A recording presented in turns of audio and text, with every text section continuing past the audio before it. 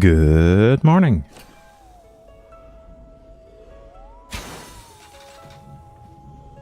I'm actually really excited to show off some of the changes I made to this build.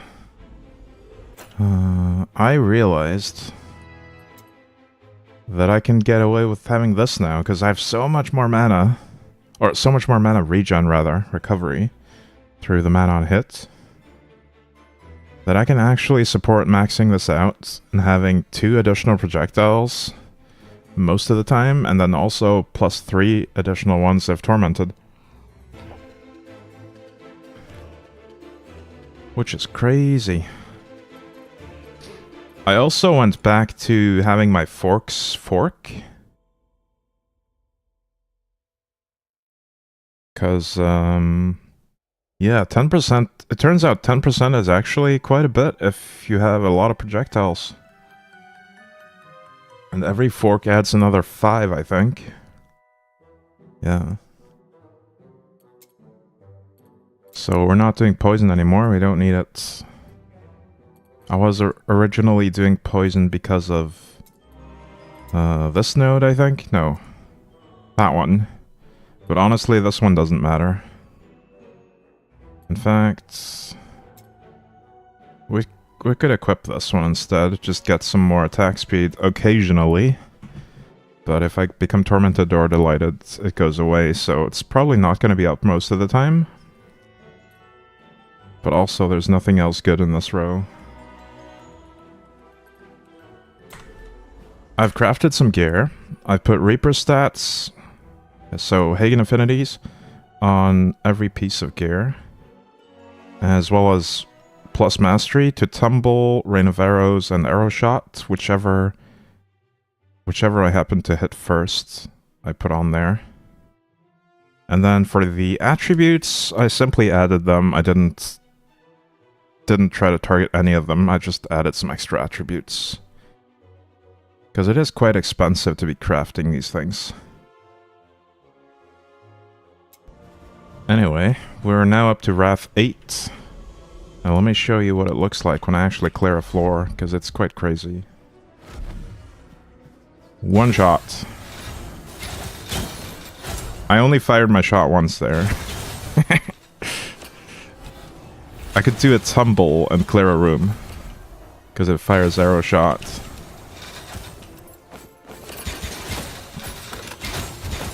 I'm really looking forward to doing the Great Forge today on Wrath 8.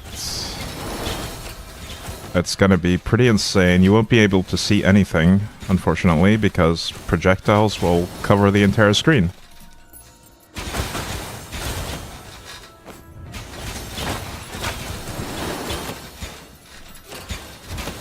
But oh boy, is this build fun. Alright, I was experimenting with a different rune, but I think I'm gonna take it off. The Prime Totem is not... maybe I'll keep it for a while and see what it's like when it's upgraded. But currently it doesn't feel that good. Mainly because I clear a room and then the totem pops and shoots at nothing. But maybe for the Great Forge it'll get more value. Hey, you there. Yeah, you, fishy fella. Hey, Dark Matter 2. Hey, you.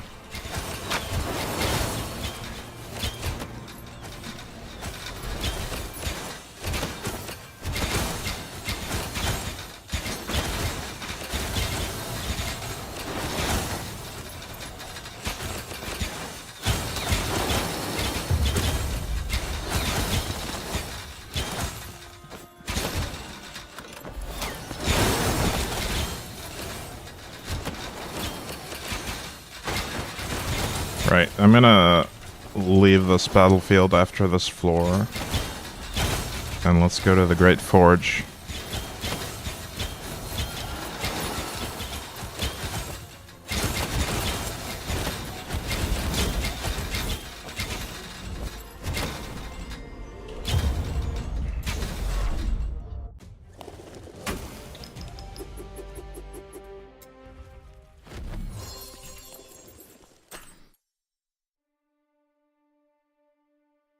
Alright, we don't care about those items.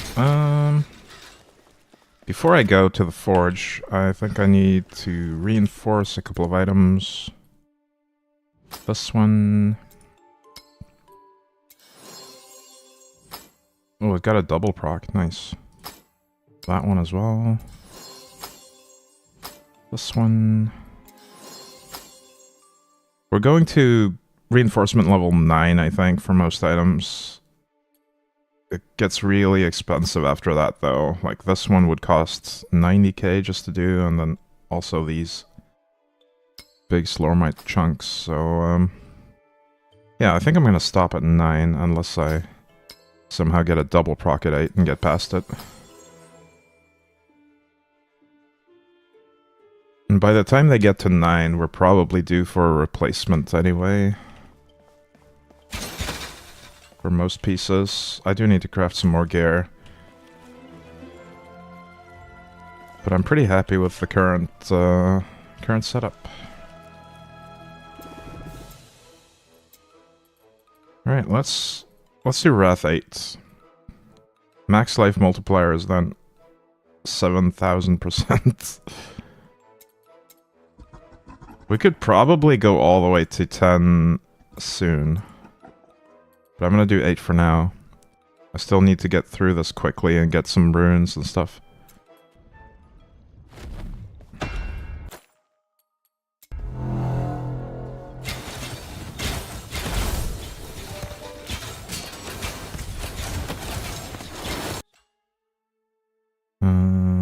Area size... I want to get a lot of gold as well, so I think I'm gonna prioritize gold pickups from the 3 choices whenever they make sense. Whenever the challenge doesn't have an awkward debuff.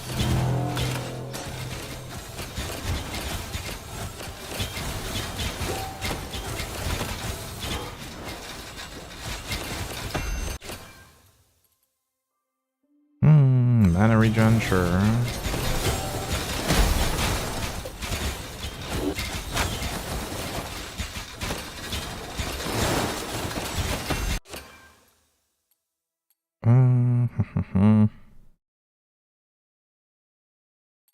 Yeah, we'll just do that. Couldn't hear any music, but it wasn't disabled. I wonder if it's just having a break right now.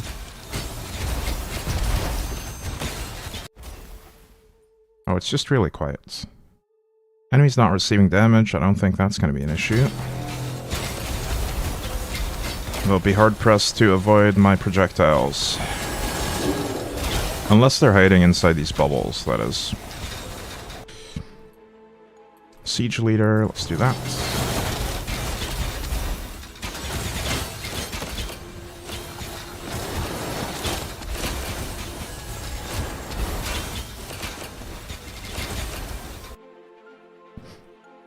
Do you have a build planner? This looks fun. Hey QC Bailey. I don't, actually. I'm just winging it. I'm very new to the game and I'm just figuring stuff out. But maybe once I reach the end game and refine the build some more, I can do that.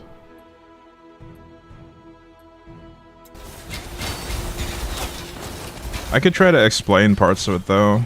Like my main defense is Aeondi, the primordial version. So I'm using life on hit and mana, or life on hit and life leech to sustain my shield, which makes me extremely tanky. And then it also turns all the skills into light. Using these. I think. Oh wait. Yeah, this one turns all my skills into light, so that helps with getting more shield and also debuffing the enemies a bunch. I also picked up some fork chance with the final stone over here, because we're forking and rebounding quite a bit with our arrow shots. I think I have, yeah, life on hit and mana on hit. This one's pretty important, because this build uses a lot of mana. Because of this and some other things. My legendaries? I don't have any. I'm just using epic items.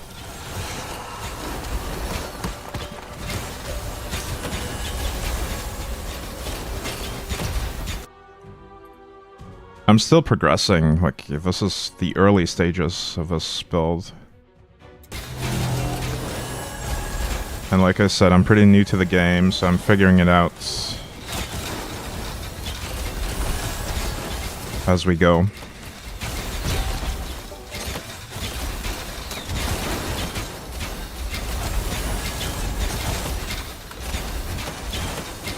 But I think I'm gonna replace the totem rune. It doesn't seem to do much. Let's go back to the projectile one. That one. Just get some more projectiles. I'm hoping to get a better enhancement rune, because this one, I don't think this works the way it should with projectiles. I think it just applies the same effect again, but doesn't stack. So it might extend the effect, but I don't think it adds additional projectiles on top of the existing ones. That's a bit unfortunate. I forgot to send the next wave, didn't I?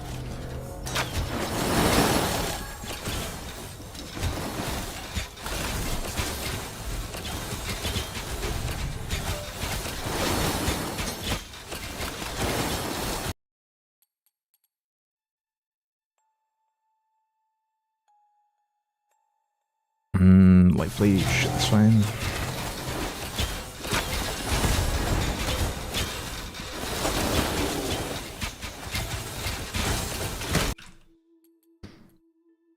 Area size, sure.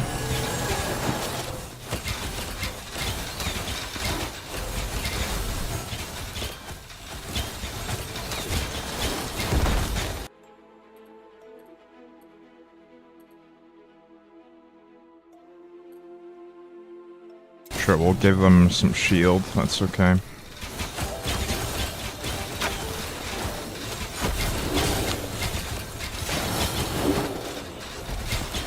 I do need to scale my damage per shot a bit more. Do you have the bow of the trainee? Probably do, but I'm not in a hurry to get to 100. I'm just playing at a leisurely pace. Not really looking to min-max yet. It would also break my build, because I can't play without that bow. Can't play this build without the bow that I'm using right now. It relies on the whole light shield thing that it enables. I could make a different build with a different weapon, but it doesn't really matter. I'm having a blast playing the way I'm playing right now.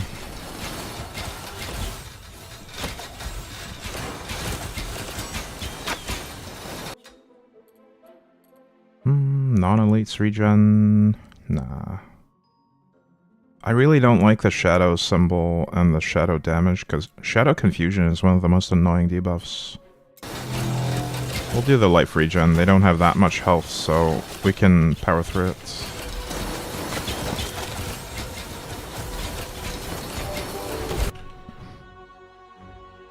Nice.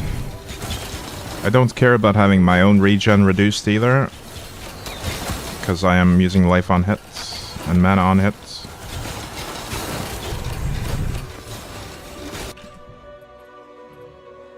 Give them insane attack speeds. Sure.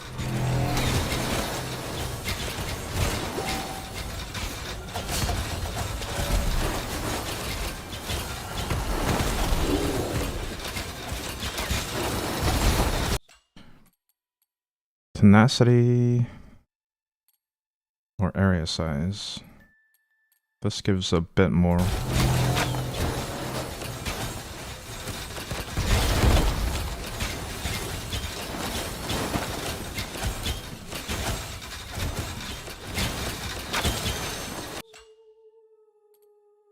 Nice, more gold.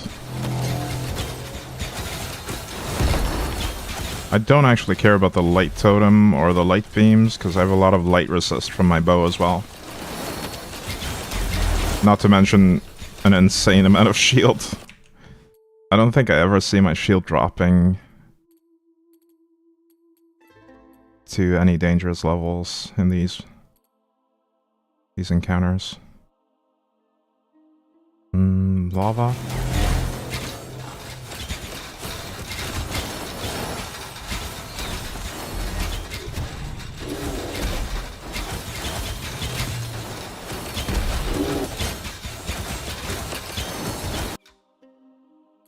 Seals of blindness, sure.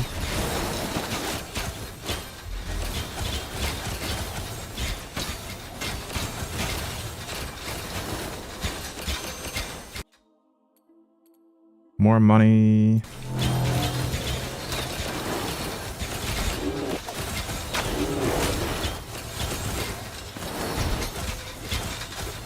Nice, my tumble leveled up. For the rest of the expedition, allied obelisk rewards are increased by 200%. I don't think I've ever picked one of these obelisks. I don't like the idea of only having two choices. Because a lot of the time there's really bad choices to be had. I'm gonna go with slippery ice here.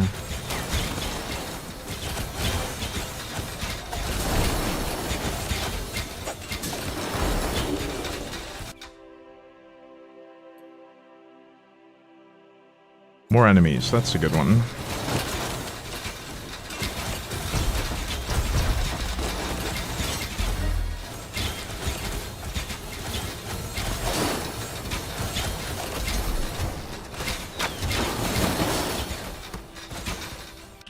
Oops, I forgot to send the next wave again. I think I'll actually do increased damage because I want the gold. And I'm not in any danger of getting one shot here. Not even close.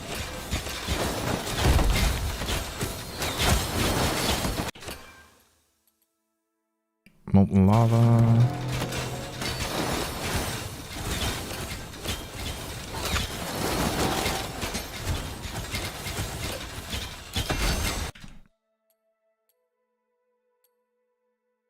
Next challenge is legendary.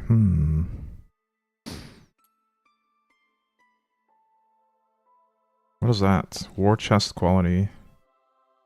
I think we just go with this, because that regen is not a problem. And it's temporary.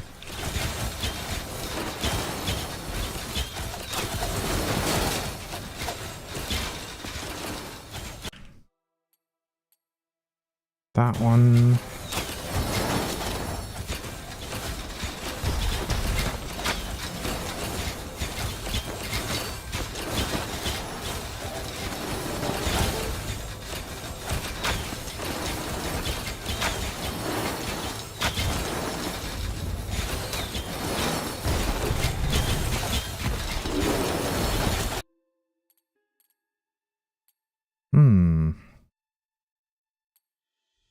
Ooh, look at all that gold. Yes, please.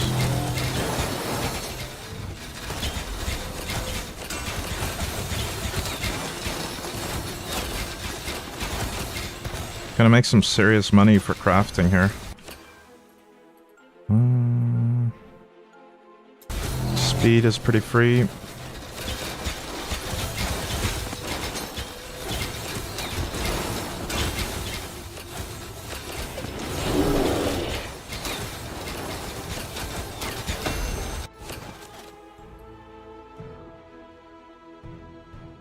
%50 increased area. Sure.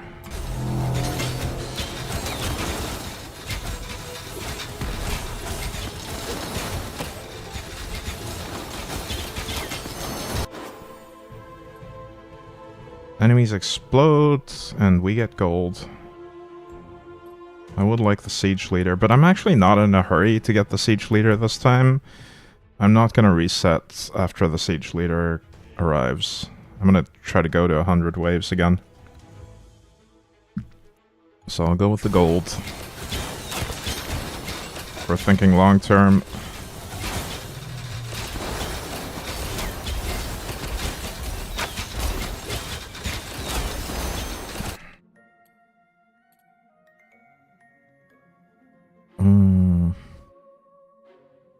Obelisk of Transmutation.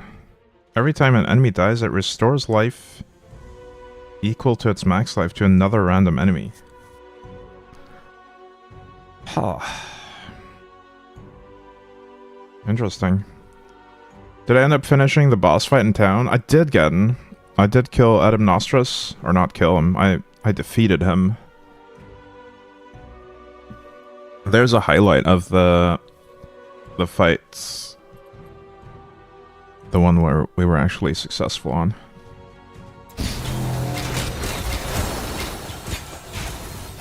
That was a sweet boss reward. Wait, what was it? I don't remember what it was. I don't remember what the reward was.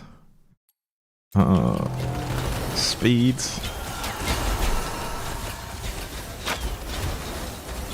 Nice, level 90. Crit chance for every point after this one. So if we just max this out, we get 10% extra crits. Wait, no, that's 15 points.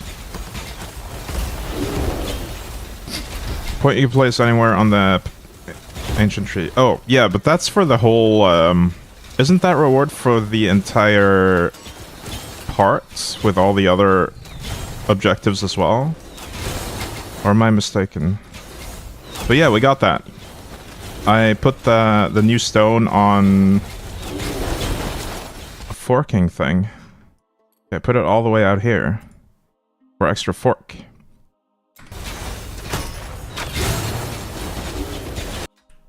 I love forking. It's almost as good as spooning.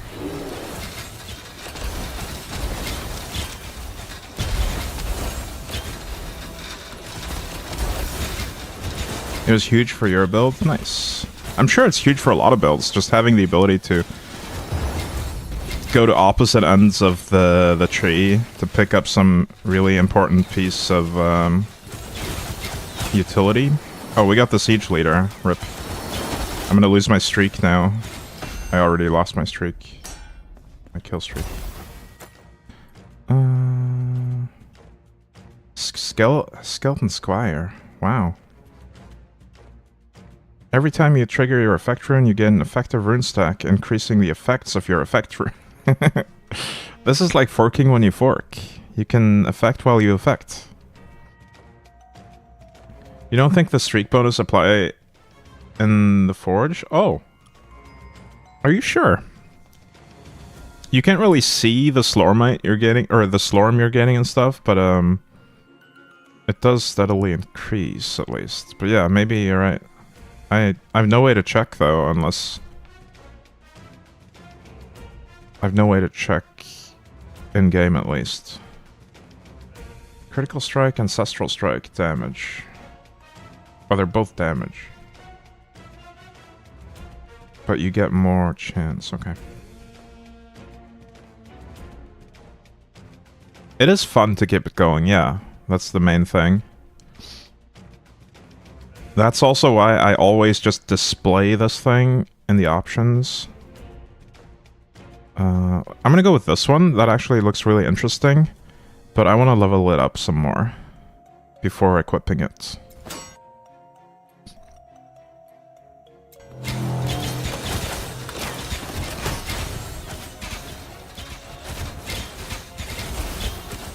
But yeah, I guess it would make sense, because you get like several thousand% extra Slorm find, and this number doesn't really go up that much faster, if at all. It probably doesn't affect it.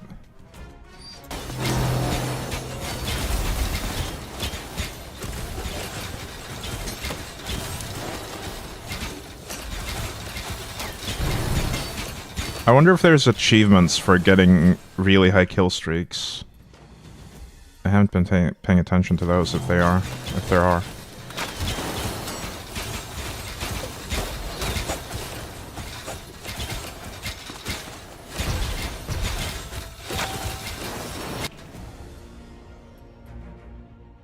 More Slorm.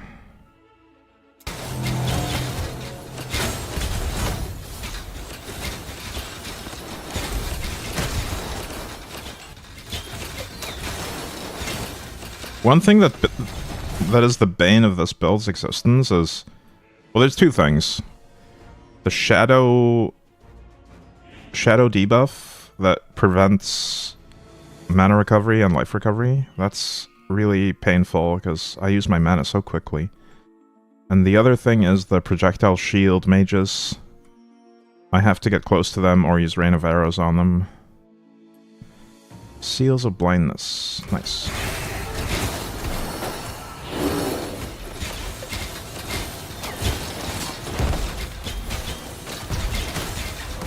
For the achievement, I'm doubtful because I reached like 15k and didn't get an achievement. I see. Yeah, I've been above 10k as well in the Great Forge. I didn't, but I wasn't paying attention, so I wouldn't have noticed. Shadow symbol.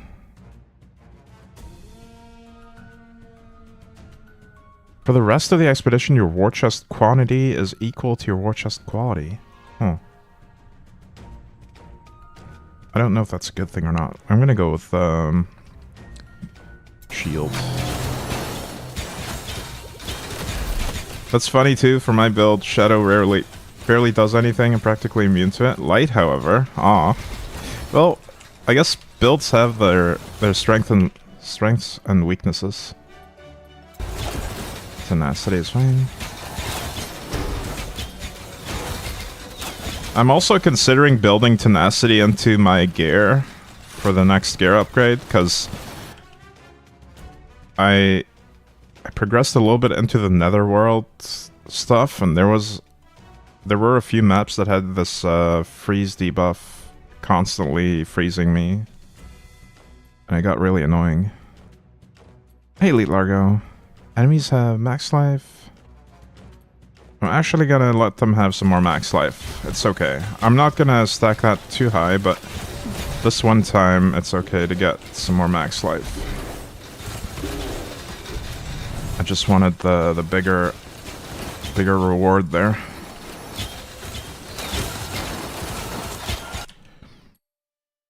Life leech, life and mana regen, nice.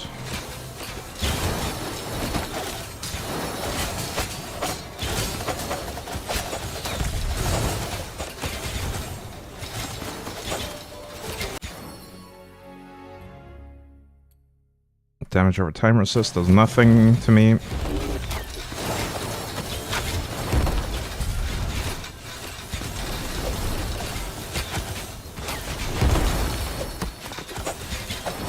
Alright, they are getting pretty tanky though. I definitely can't let them get any more life buffs. At least not permanent ones.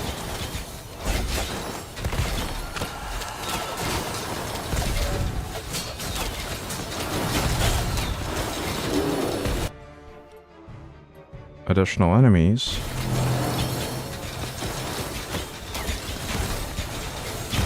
To be fair, they still have the 200% shields on them.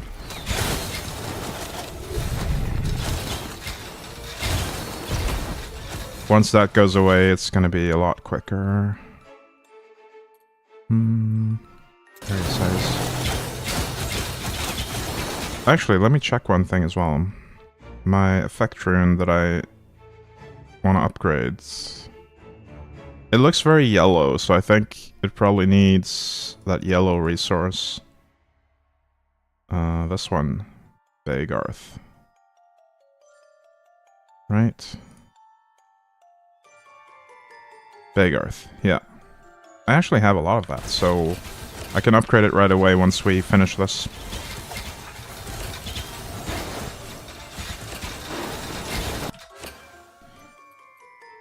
Fireball.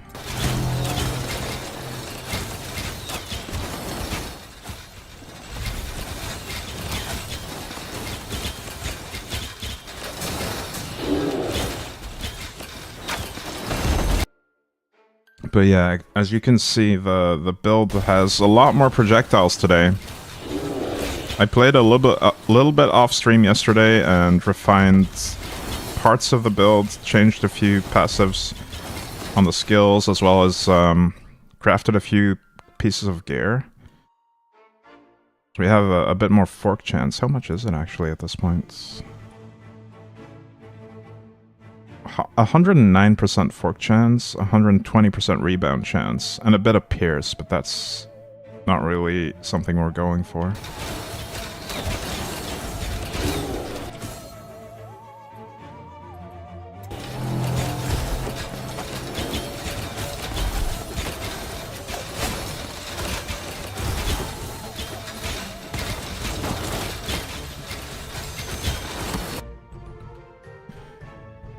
Damage over time resist, sure.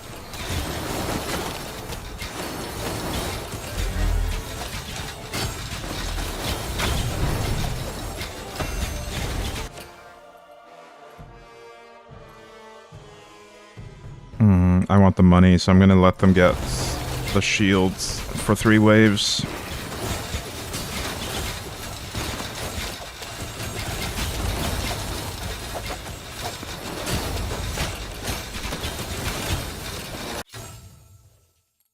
Ignore the first one hit. that first hit is gonna go by so quickly.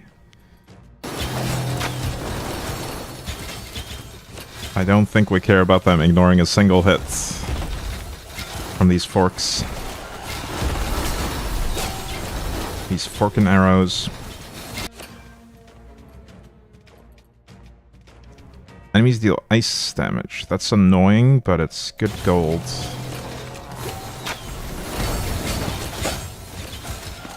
Yeah, I'm getting slowed down significantly by the ice. Thankfully, it's temporary.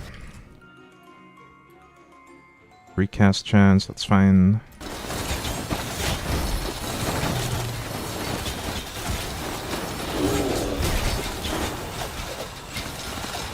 I'm doing slow-mo acrobatics with my tumble.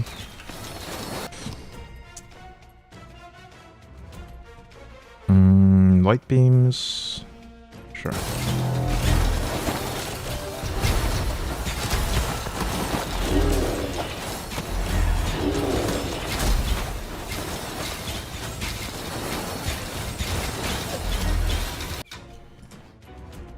Someone compared this to Vampire Survivors yesterday, and at this point, with this amount of projectiles, I can actually kind of see the comparison.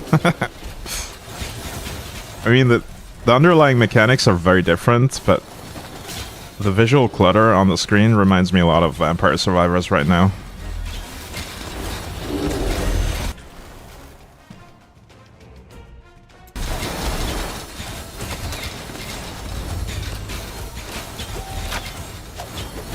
Hey, Broken One. Welcome.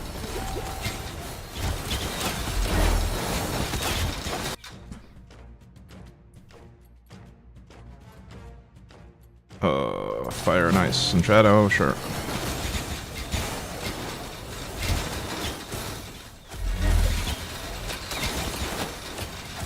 Yay, we're no longer chilled.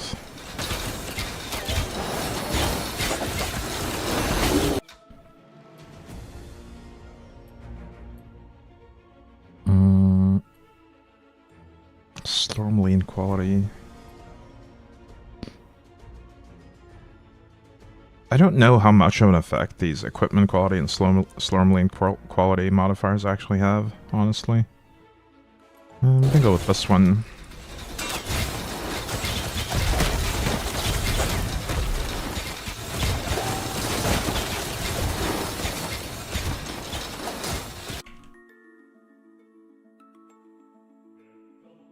Let's go for speed here.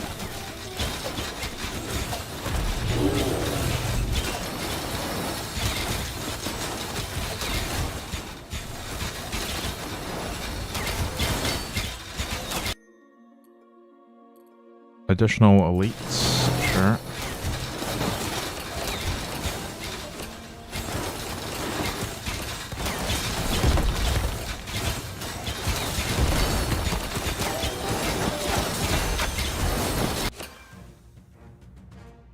Ooh, and another gold modifier, a big one.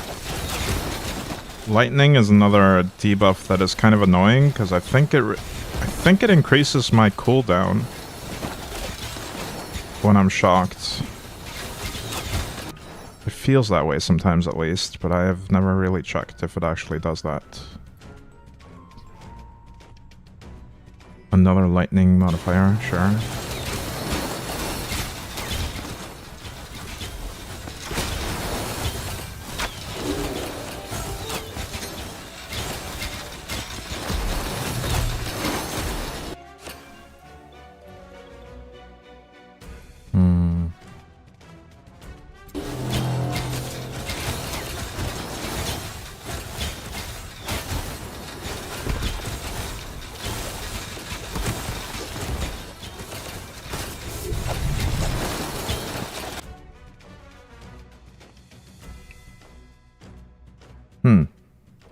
Okay. I don't actually know how much of an impact those light debuffs have. The daze, slow, armor broken, elemental resistance broken. But I think we should be fine. We have a lot of resistance to light, at least.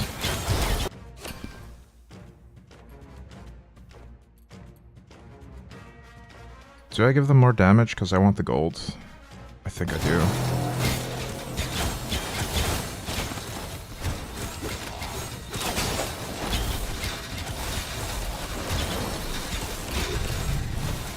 I wonder how much health a level 100 character is expected to have. Like, how much of a life pool do they usually have?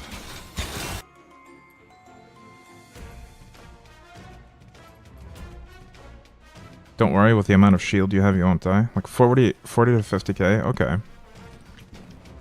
Yeah, as long as I can keep the momentum going, I'll have more than 100k shield at all times, but it really relies on having multiple enemies to fork off of. Otherwise, I end up with like 20k maybe.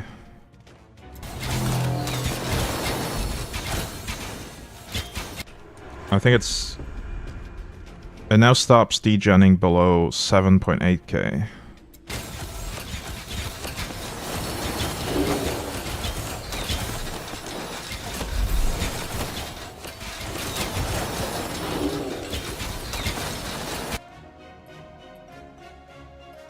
Ignore the first 2 hits. Sure.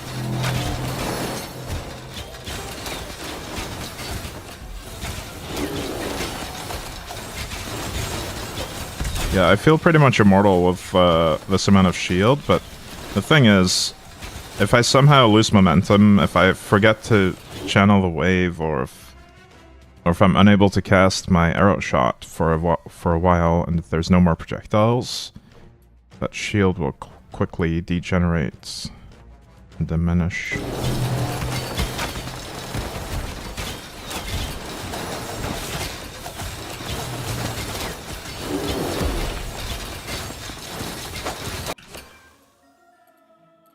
Let's do that.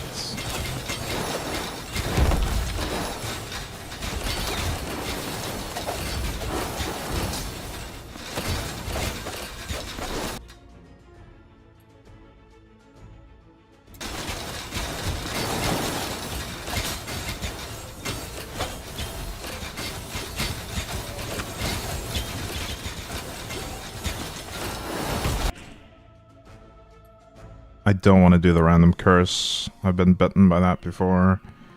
Even though it's a lot of gold, it tries to tempt me there. It's probably not a good idea if I end up getting the same curse that I got the first time. And the enemies just got insane life pools. The curse is always the same. It says a random curse, but okay.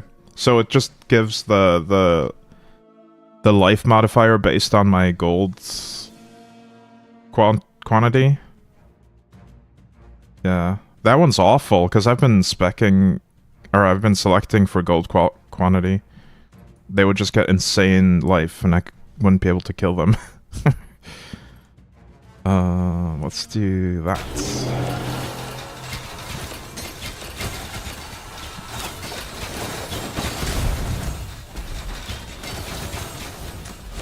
Unfortunately, we now have the chance to get the shadow debuff occasionally, which is annoying. Elemental.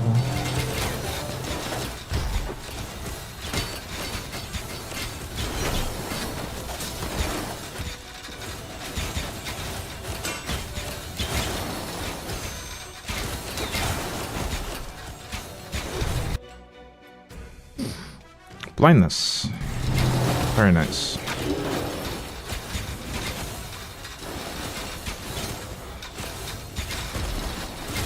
I think if I just go around a wide circle this way, we should be okay and not get the shadow debuff. Because the runes will appear behind me and fade. Hey Cappy, Slorm, indeed. It's Slorman time. This is tempting, but I'm gonna go with this because I don't want to push my luck too much.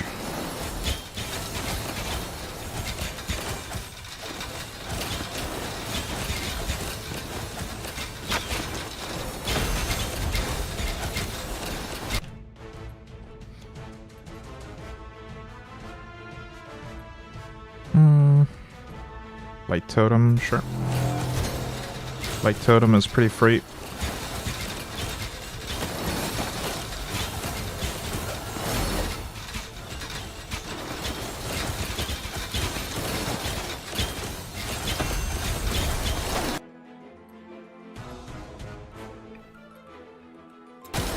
Fireball is pretty free as well.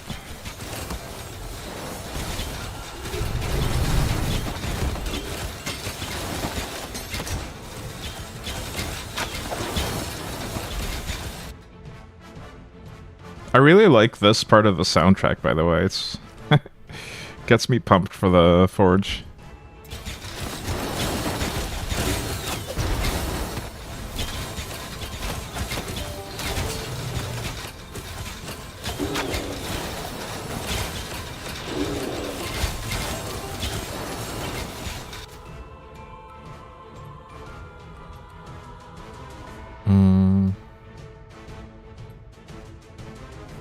Two hits or lightning bolt upon dying. We'll do lightning bolt upon dying.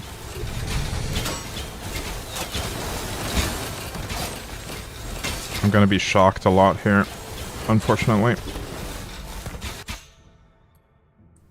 More enemies. Yes, please.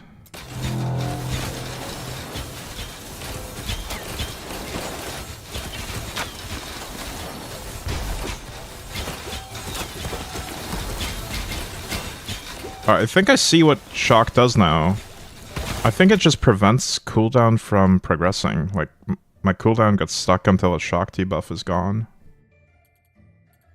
I've liked the soundtrack as well, and the story. I like how they went with a silly story for an ARPG instead of something serious. It works well in this one. I agree. It was a risky move, I think, but they did it well. Like, a lot of people get put off by really silly stories that break the fourth wall and stuff, but I think they did a good job with this one. The shadow symbol is tempting because of the Goldus. Alright, I'll take it.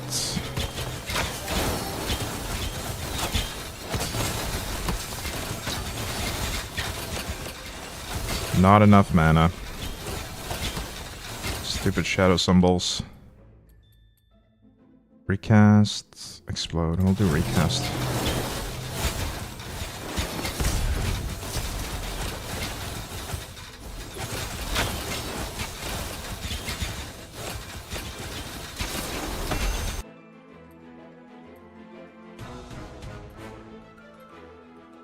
The duration for all upcoming challenges. Nah, let's not. Let's just do this one.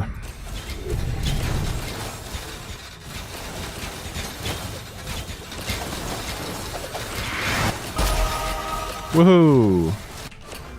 Another level.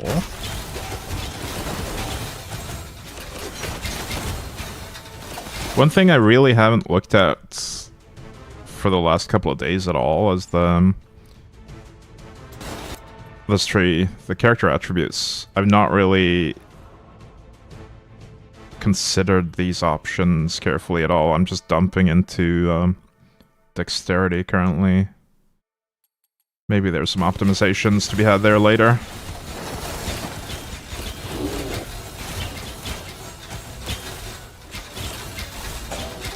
Sadly, dex isn't really good. Aw. Well, I'll figure it out later. The big nodes are pretty bad. Hmm.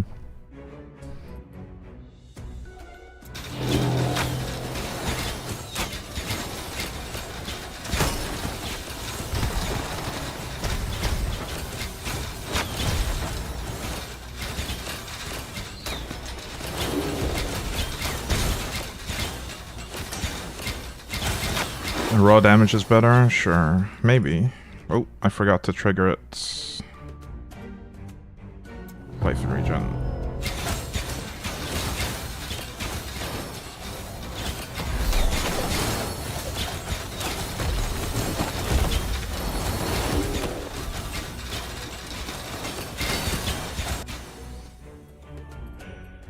Tenacity. Ooh, more gold. I'm gonna get so much gold out of this chest, actually. It's gonna be great.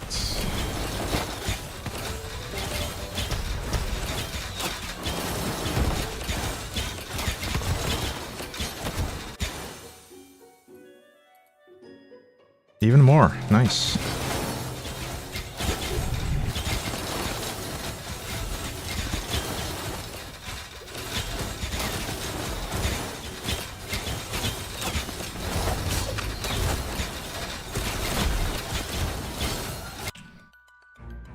Slippery ice. Yeah, let's do that.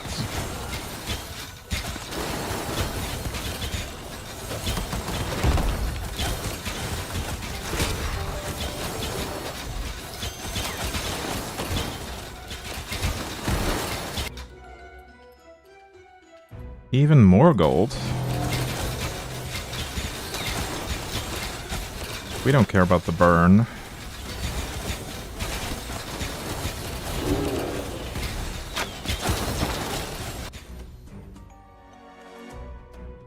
Lightning bolt on dying, sure.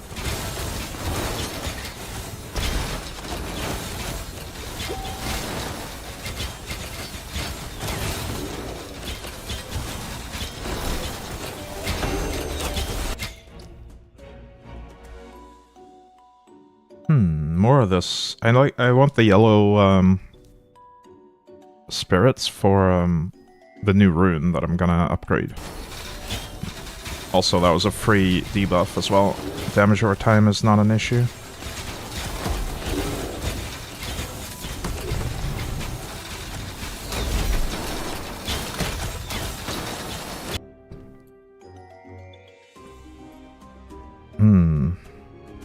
I don't want them to have ice damage. As much as I want extra gold, I think I'd rather have them do projectiles.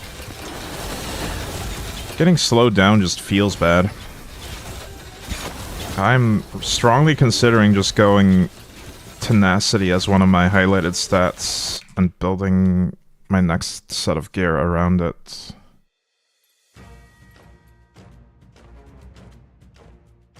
Just to not get crowd controlled so much. Lightning, we'll take that.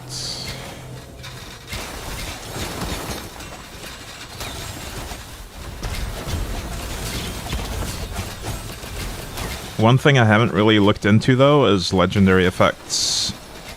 So there might be some good legendaries to deal with crowd control as well that I just am not aware of. Just died at wave 99? Oh no. That's very unfortunate.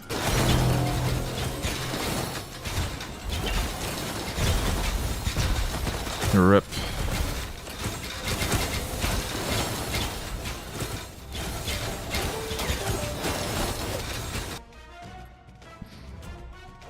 Life leech.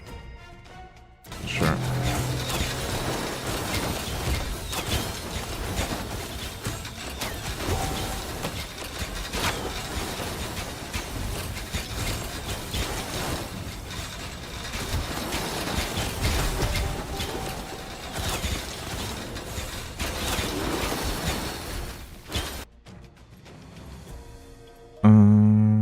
More of this. I forgot to trigger it early.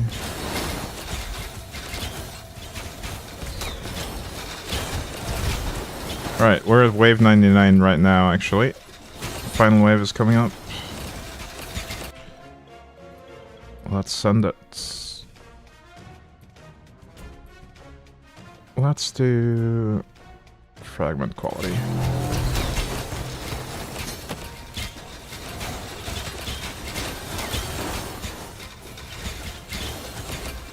Reminds me a bit of Hades.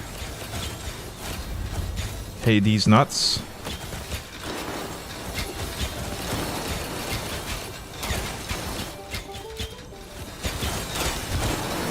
So far, I've heard it compared to Vampire Survivors and Hades, none of which are in the same genre of game even.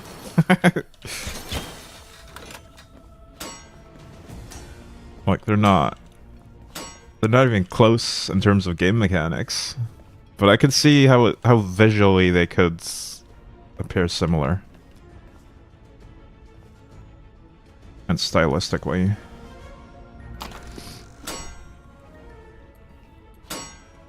$1.4 million Goldus. Alright.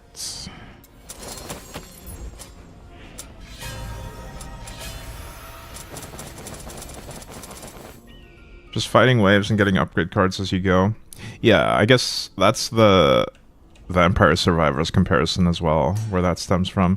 But that is only a small subsection of the game. Like, this is just one type of encounter in the game. One mechanic. Frenetic movement around the map. Oh, yeah. Life on hits multiplier. Interesting. This legendary effect would be good for my rings. Honestly.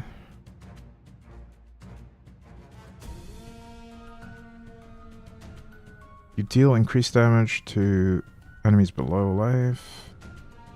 It's like Hitman because you kill people. Exactly. It's the same exact thing.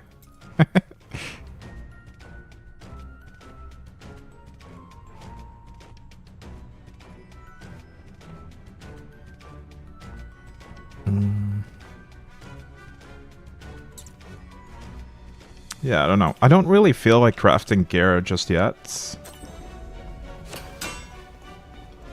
All games are the same, man. It's a hero's journey. What if there's no hero? What if you're just managing a colony of simple villagers, for instance, in like a management game? Who's the hero there?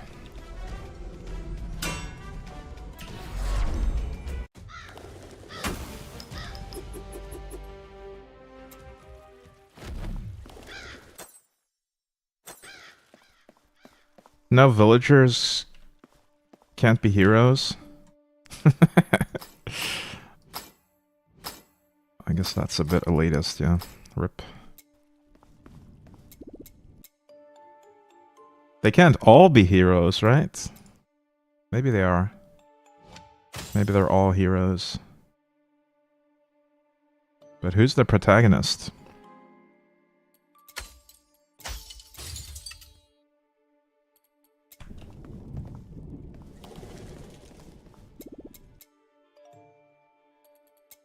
Alright. I'm gonna stop at 9 for the reinforcement, like I said earlier. Because it gets prohibitively expensive at that point.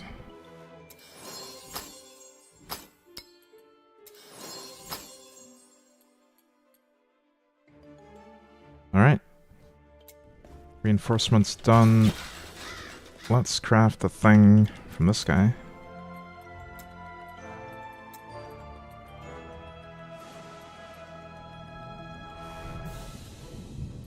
Yeah, this rune.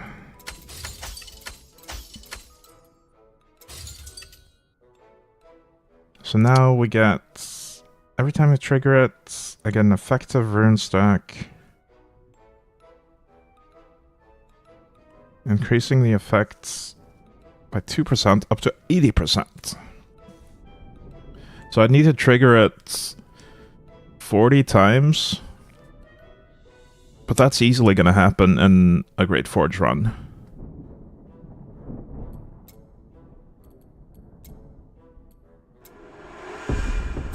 Oops, press the wrong thing there. Upgrade this a bit more, maybe?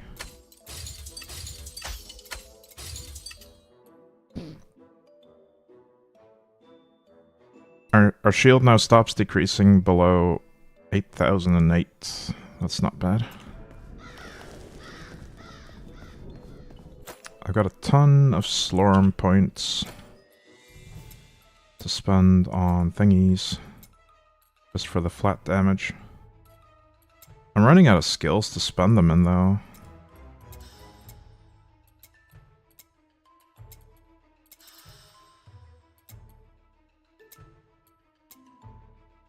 Okay, this one can be leveled one more level, I think.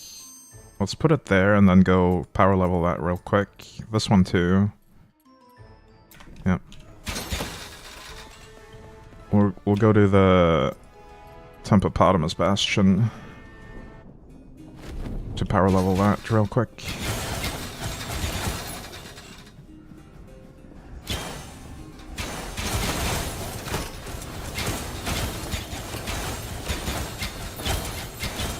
The neat thing about that is I don't actually need my Rain of Arrows,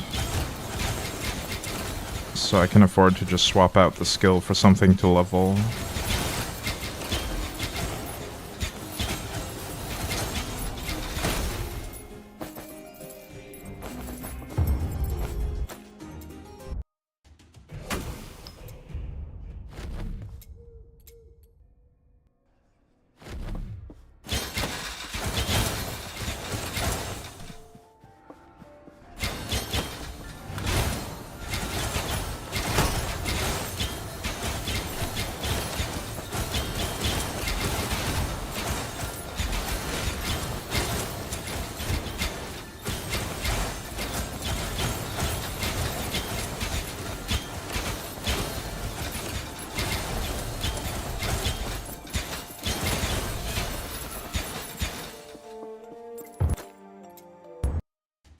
It shouldn't take too many of these runs to just level that skill to the next level.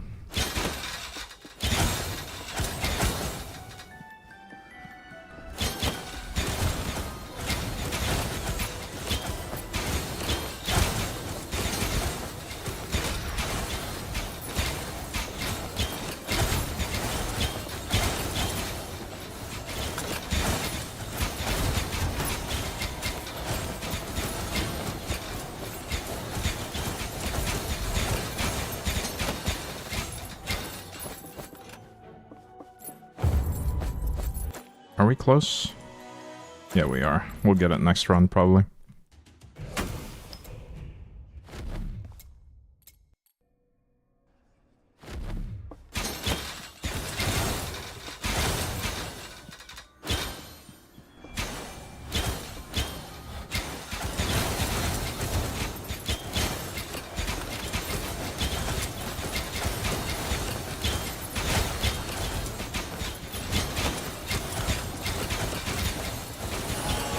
There we go.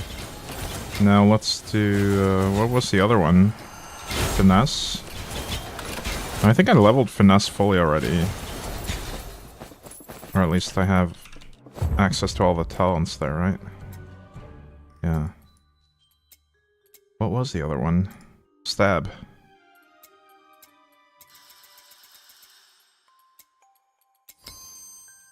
That one needs to be level 9, okay.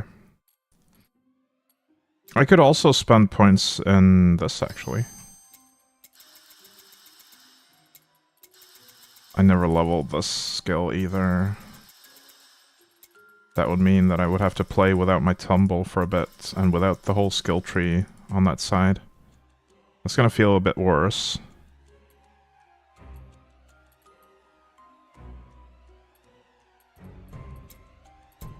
Light arrows deal 90% increased damage. Really? I didn't know this was a thing.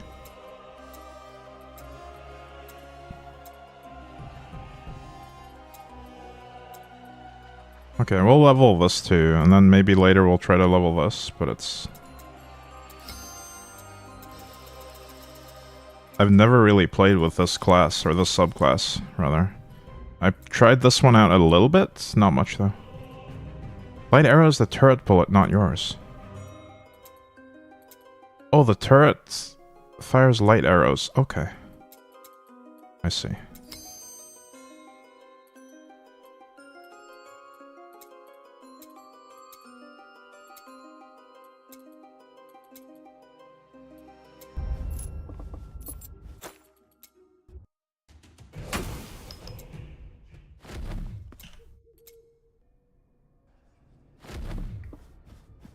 It's gonna suck not having vault. Or tumble, rather. But hey, we have a turret now.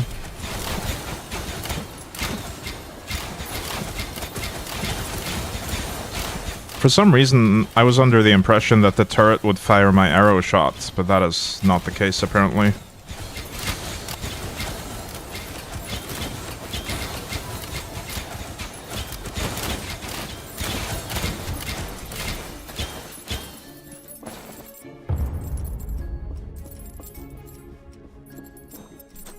And did I equip this rune? Yes.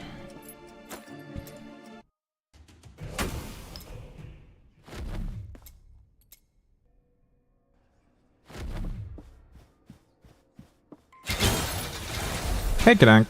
Quack.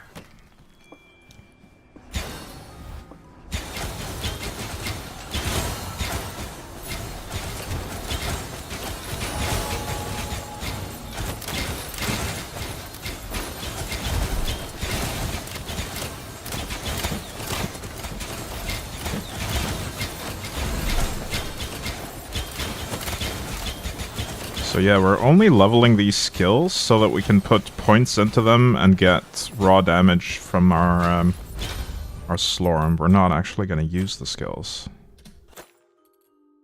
I need level 8 for this as well, and 9 for that.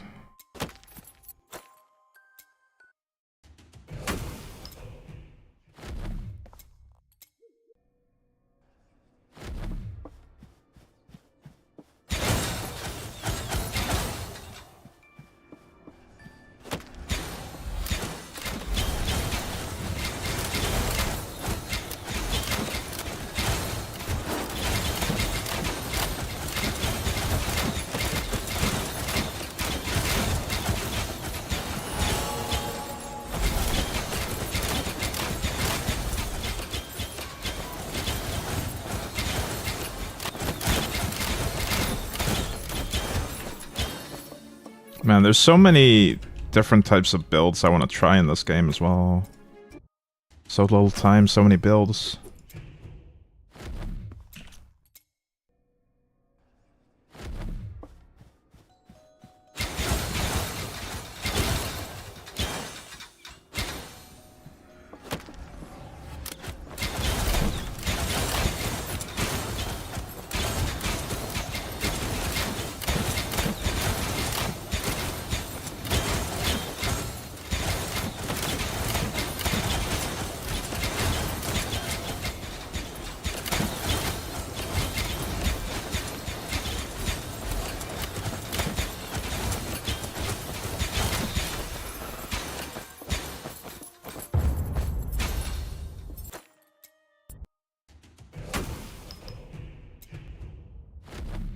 I saw there's a similar build to what I have that is pretty much never ending.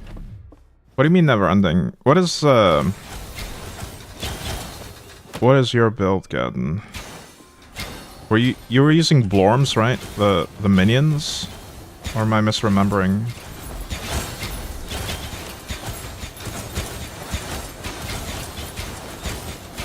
The staff scales with each kill. Huh.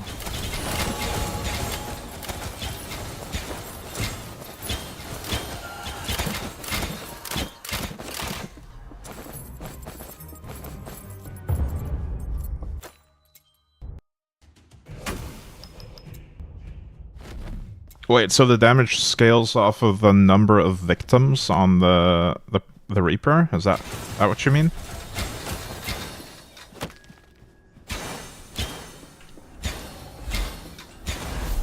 Yeah, because they have a victim number. Mine is currently 172k. Total kills from it, yeah. No, don't leave yet. What am I doing?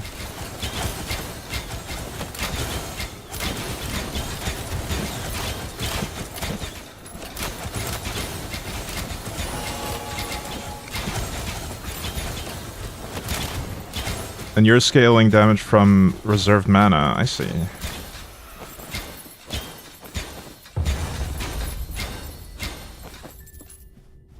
If you kill 1 million, the stuff gives you like 100k HP and massive damage scaling. Ooh. Man, that sounds too strong. I love it.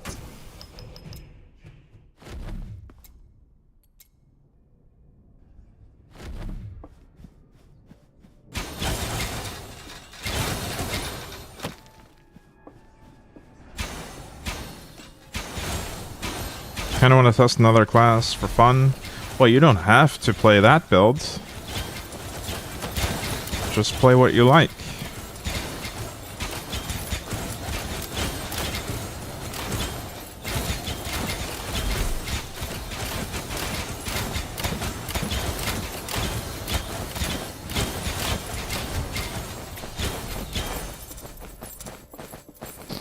But yeah, whatever sounds fun to you, just do it.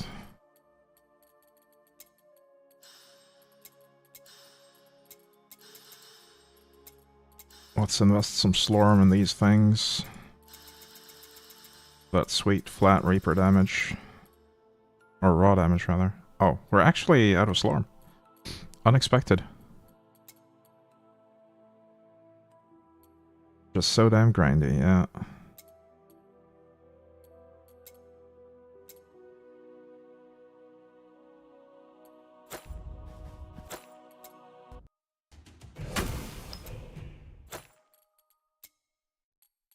Right, we got the stab now. Which means I don't really need to level any other secondary skill, do I? I could level Void Arrow. I'm considering trying Void Arrow out again at some point.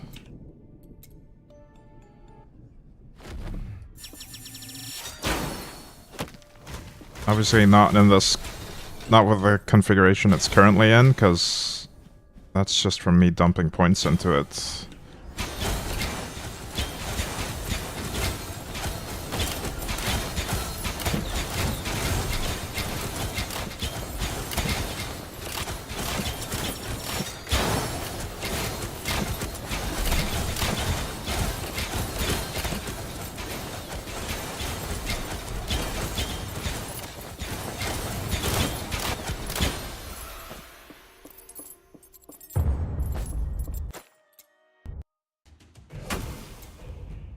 How close were we on the turret syndrome? Just one more level. Nice. And then I can do the other specialization skill as well. Level that up too.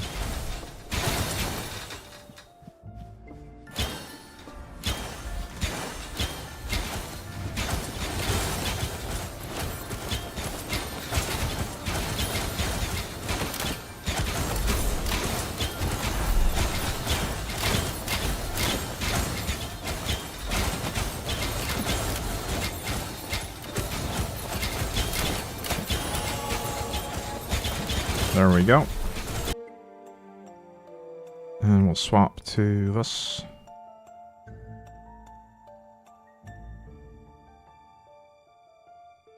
Knockback on projectiles.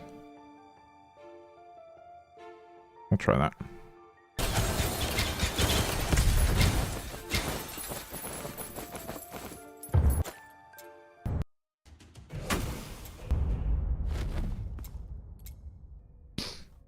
This game in general is pretty damn grindy, but it does the grind in such a fun way, though.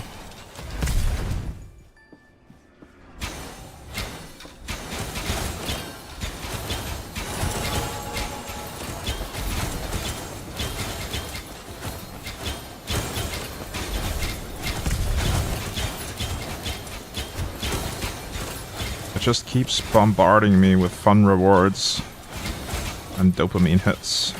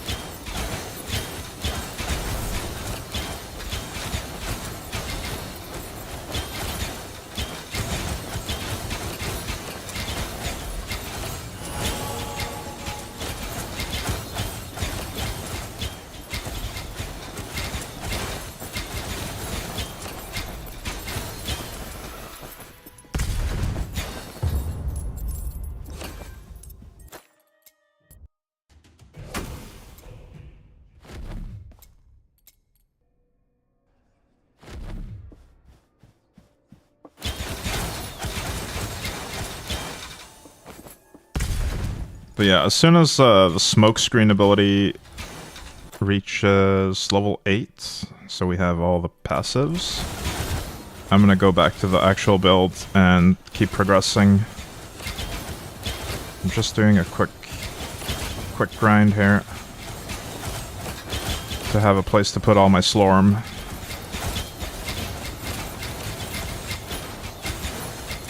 For the near future.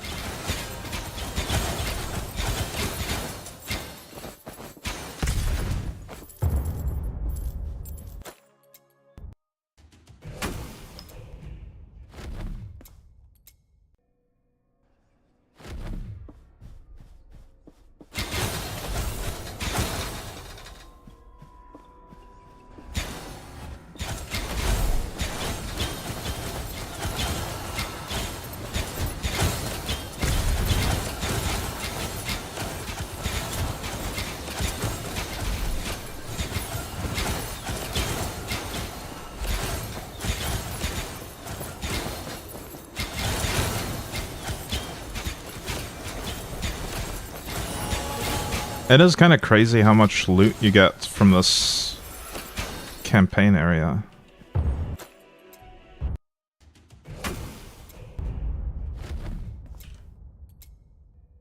In some ways, it's better than actually doing high wrath battlefields.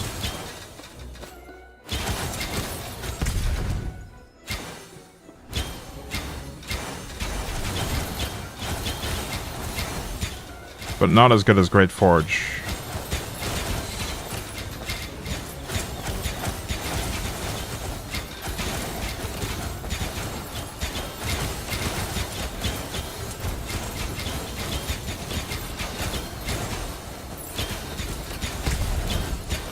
Well, maybe in terms of loot.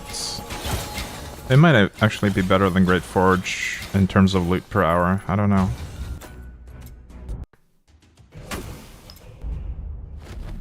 Because the Forge takes a lot of time to get that loot.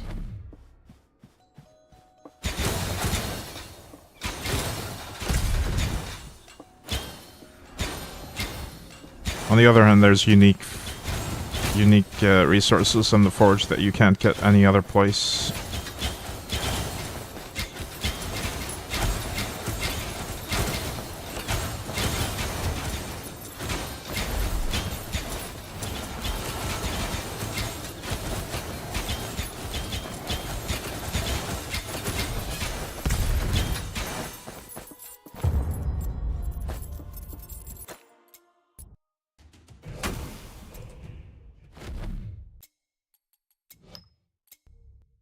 I wonder what would happen if I just swapped my Reaper for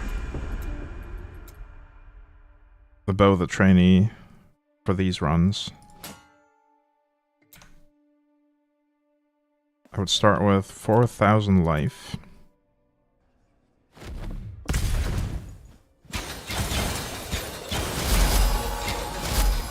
And we would rapidly level up the Slorm Reaper, at least. Wow, that's a lot of levels. A lot of Slorm Reaper levels.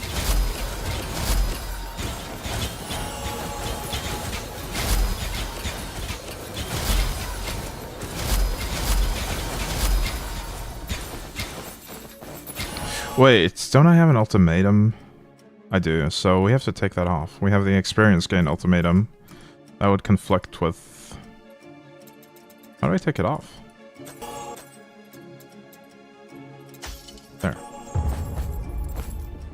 That would conflict with the bow. I don't want that.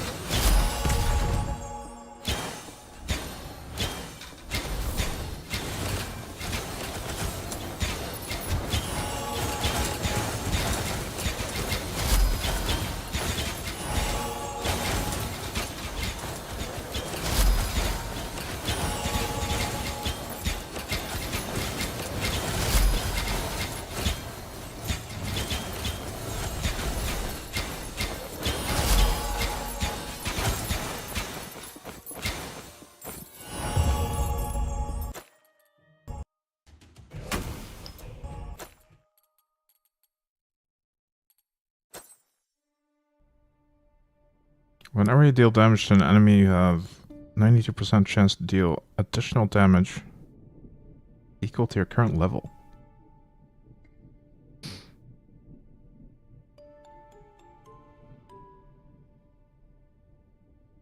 Chance is equal to your current level. Additional damage is equal to twice your total experience gain. Okay. Weird.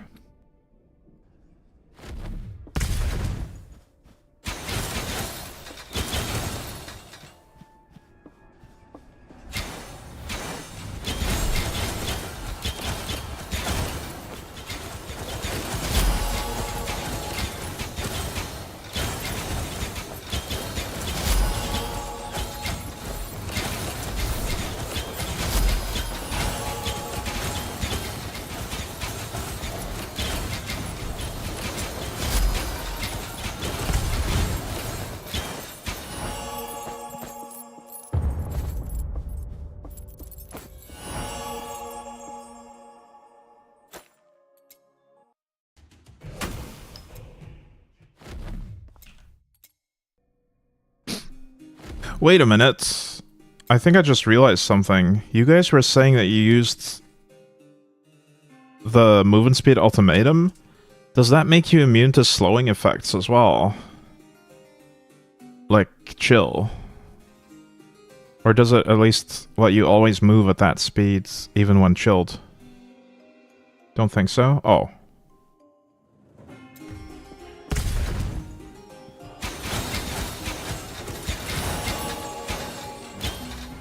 Because that's a mechanic in Path of Exile where you can have like a minimum possible movement speed so that you can't be slowed beyond that point. That would have been nice for this game as well.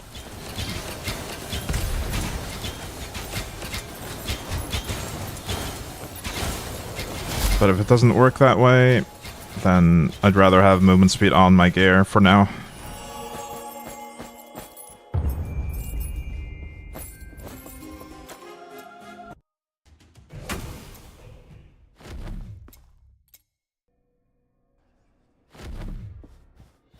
Hey Zoriarchy, I think only skills from effects like Whirlwind would affect you, other sources not. Okay. There's a point in the Ancient Tree that does that. Ooh. I'll have to look into that. It might not be conveniently placed, though, near my other nodes. And I don't know what I'd sacrifice for it.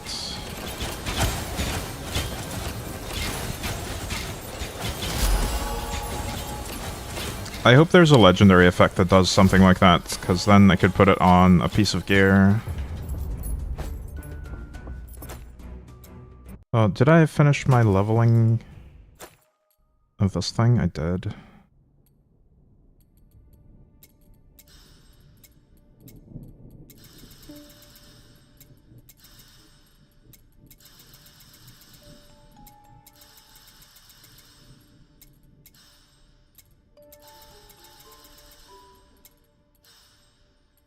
Alright, let's swap back to the real build. Ring of arrows. Down right on the tree. Let's see. There it is. Unstoppable force. Your movement speed can no longer be decreased.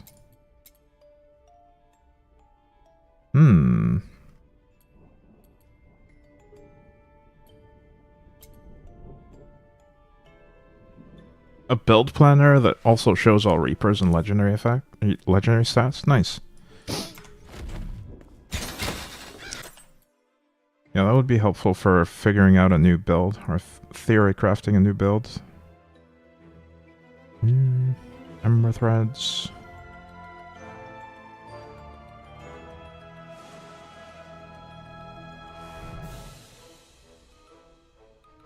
Sorry, links are only postable by VIPs because we don't want spam bots and stuff being able to post links.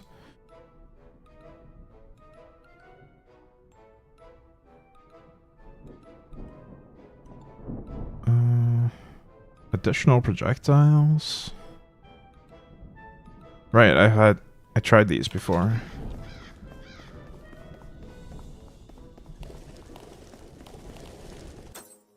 K-Rack. Is that the name of the build planner?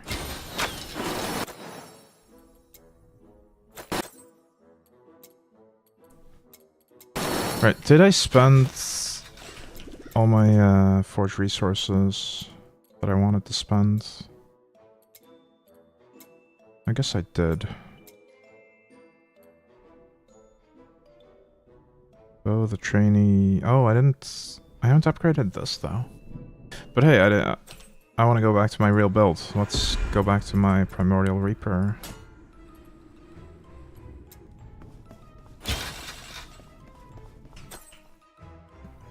And let's actually do some new stuff, new content. We now have the Netherworld, which looks a lot like PoE's Atlas, but it's kind of different. Let's try that one. The ice bombs are extremely annoying, though. I hate those. I just get frozen and can't do anything.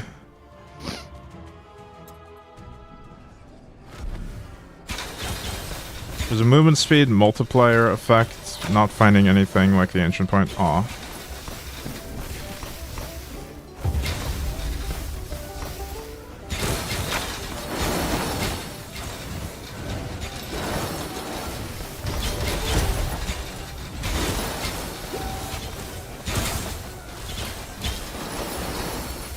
Right, I'm gonna try to focus on just not getting hit by those ice blasts, because they are incredibly destructive. I just got hit. See, I can't do anything, and if I get hit by another one, I'll just degen for too long and not have my defenses up.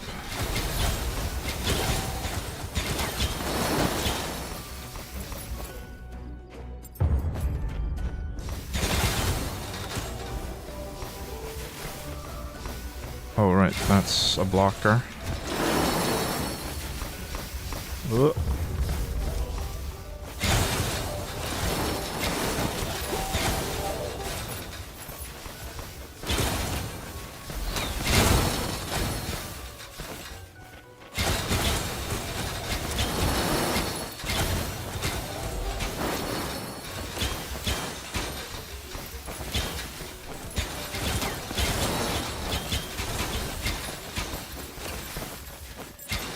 I honestly feel like this would be easier at a higher Wrath level, because then I could get more shield from hitting the enemies multiple times. Currently the enemies are dying so quickly that I don't get my full shield regen from life on hit.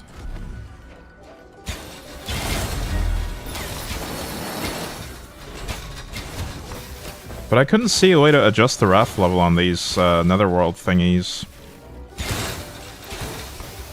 I think they're just fixed at a certain Wrath level, and I have to progress through them to get to the higher ones. Correct me if I'm wrong, though.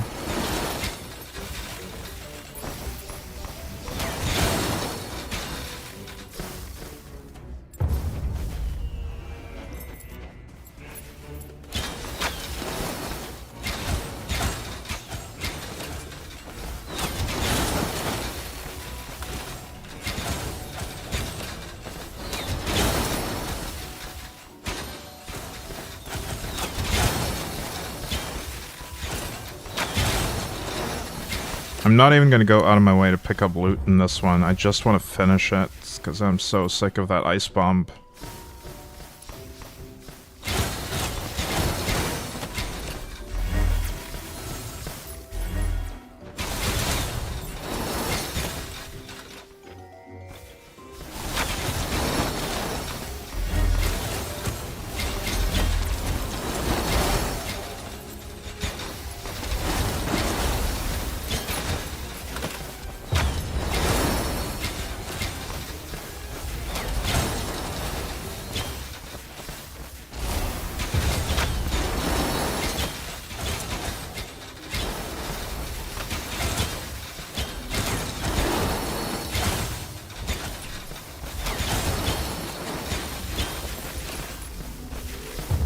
Next floor, press it.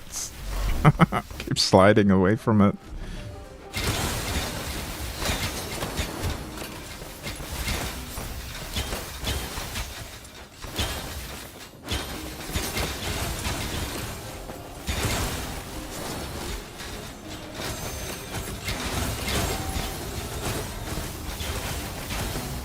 Oh, we're done. I'll do these 2 breaches in here and then go.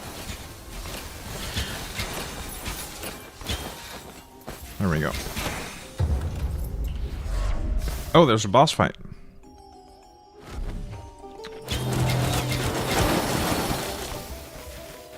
No mana? What? Why do I have no mana? Oh. Because I attacked him before he was vulnerable, and then my arrows went nowhere.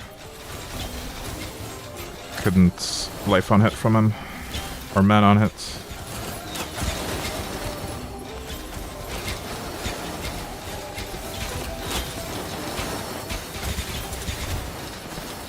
Well, he was pretty easy.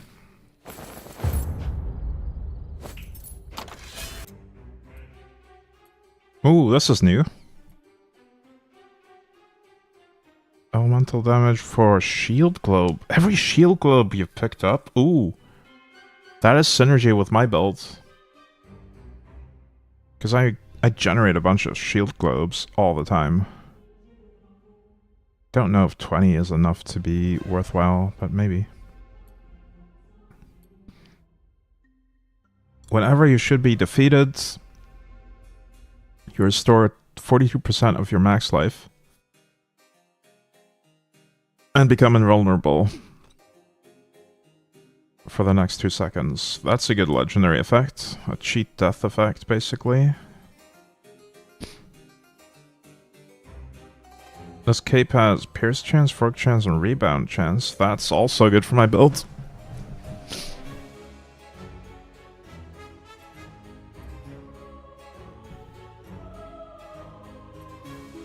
I'm not actually going to use these items in particular. It's just that knowing about these legendary effects is useful. I'm going to take this one for now.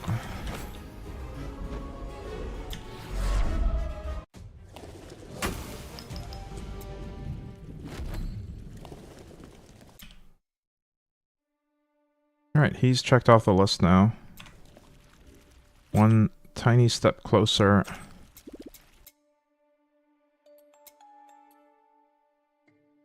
Okay, so that has a higher wrath level. I see.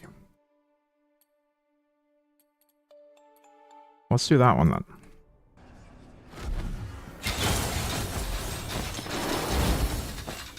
Nice. This is my favorite layout type as well. Much easier to navigate than the gardens.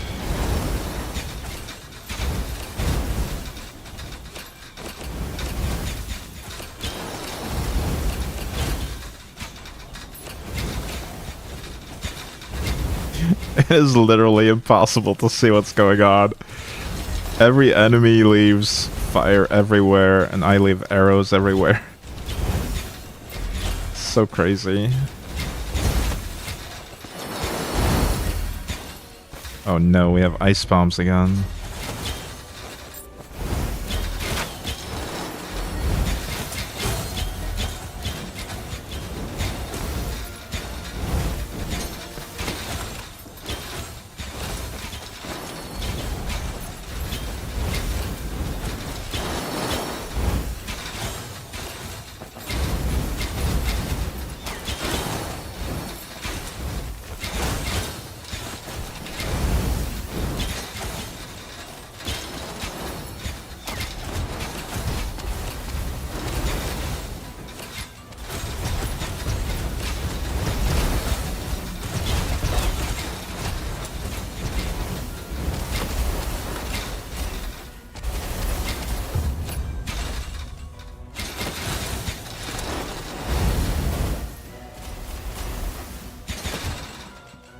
One thing that I don't like about the netherworld mechanic, or the netherworld endgame content, is the fact that every breach is a red one.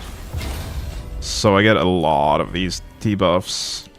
It just makes it so chaotic and frustrating to deal with. Maybe not frustrating, but certainly chaotic and a little bit annoying. That's the challenge. I get that that's what they're going for, but it's not really challenging as much as just messy and gross. Like, especially the crowd control effects and the shadow debuff and stuff. It doesn't feel good to play with those modifiers on.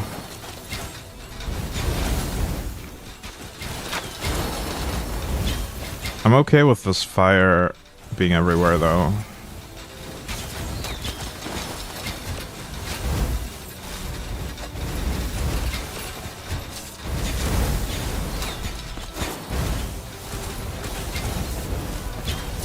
I just feel like these effects are more fun when you get to choose which ones you encounter, like in the Forge.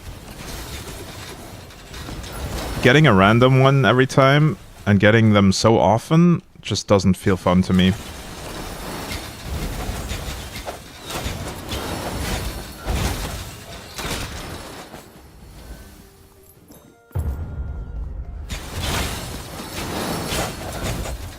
But they work really well for the Forge, being able to choose your own and consider the risk versus reward.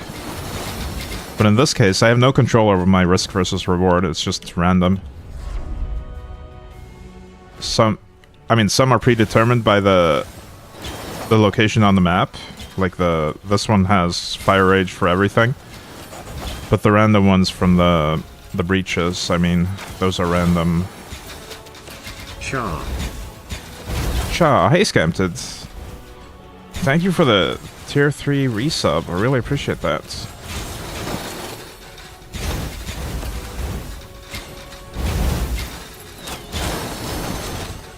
Massive support.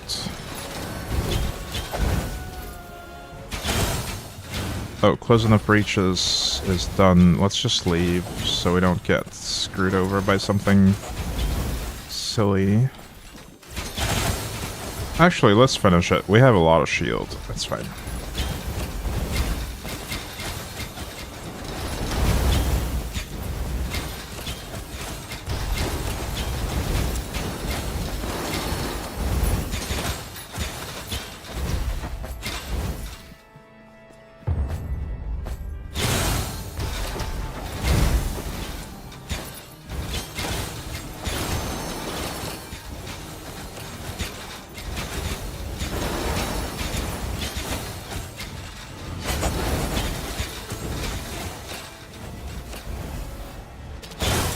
Not enough mana.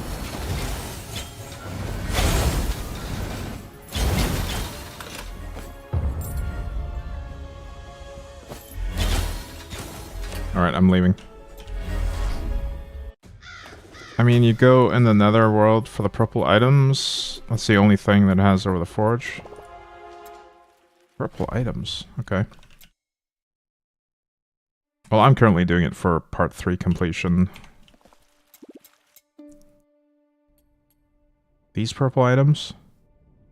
Guaranteed chance to drop equipment of legendary rarity and a small chance of nether rarity. Okay.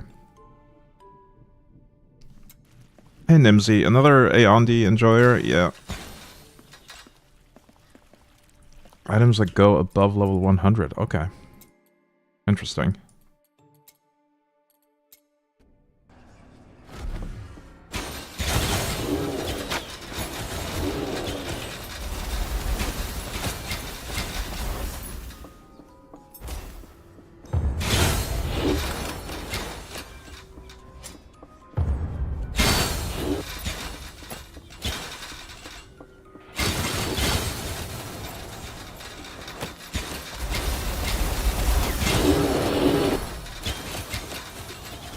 Yeah, Aeondi is pretty great.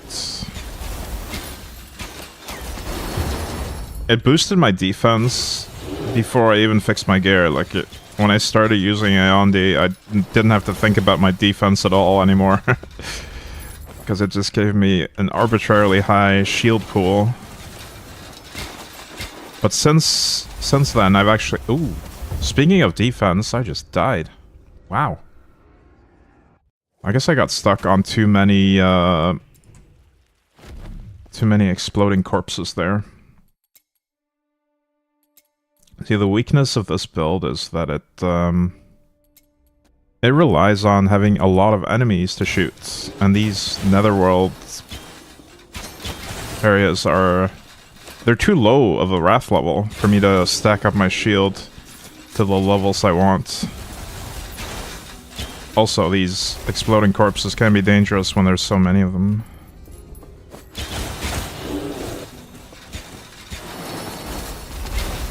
I guess I do need to play a bit more careful as to not stand in all the exploding corpses.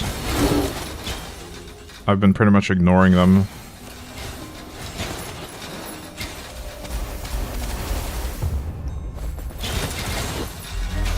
Hey Ethereal, welcome.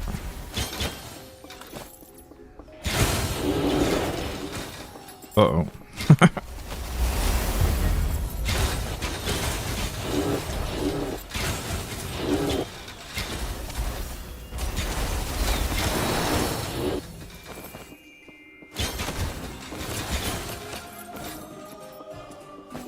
Whoops. They take a while to detonate. I guess I'll just stand around and watch them. What is this game? There's like 25,000 things happening at the same time. It is an ARPG similar to Last Epoch or Path of Exile, but much crazier and much more casual.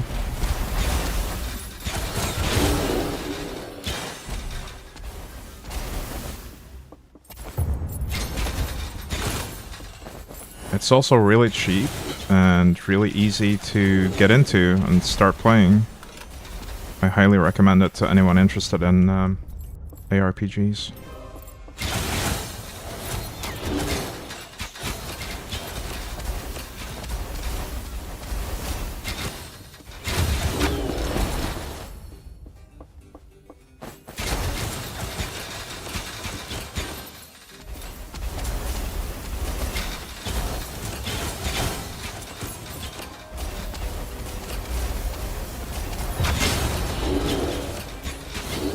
I am playing a particularly messy build, though.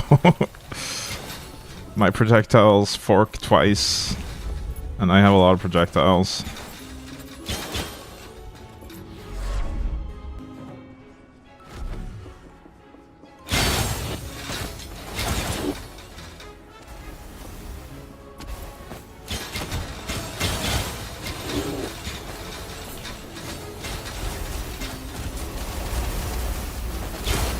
I think for my next build, after I'm done with this one, I actually want to try to figure out a way to get some visual clarity. Like, deal damage without spamming the screen so much.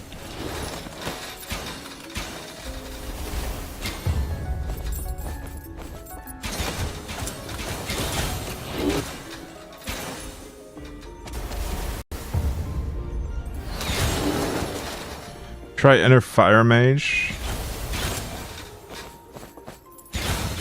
Yeah, I might try that. I was gonna do Inner Fire anyway, but I was thinking maybe on the Knight. But I could do it on the Mage as well. Oh no, we have this Ice Beam thing. I hate that.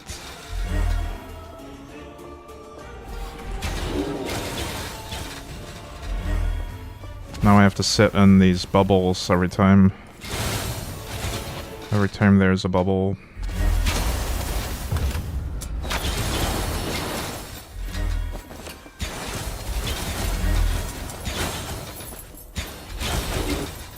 Hey, Uncle Mel. Morning.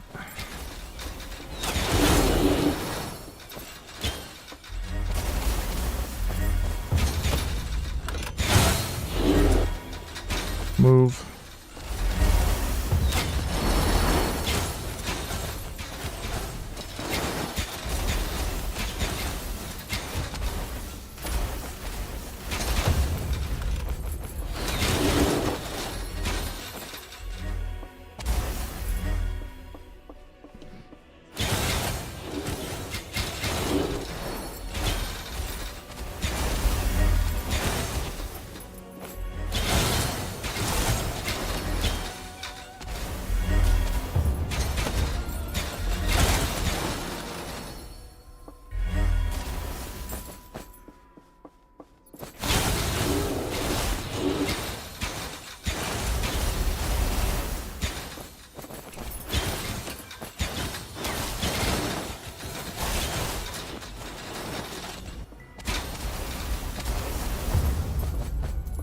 Nice. Let's just head home immediately to avoid getting one shot.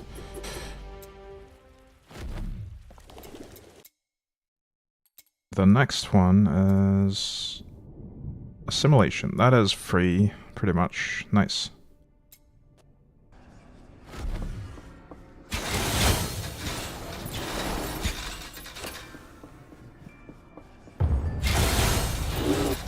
I'm using cloning pads for shoulders. I'm actually not using any legendary effects. I'm pretty new to the game and I'm not max level yet. Not even close. So, I can't really say that I've looked into the legendary effects much.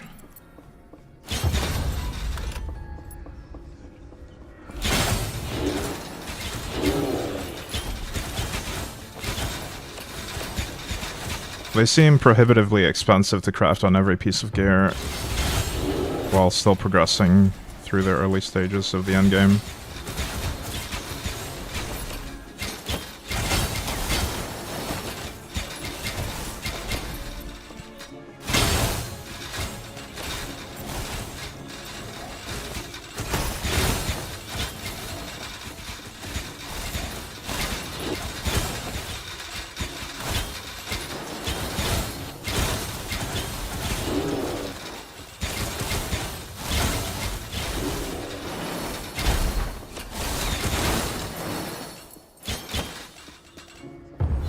I feel like this effect actually helps me because it lets me hit them more than one time,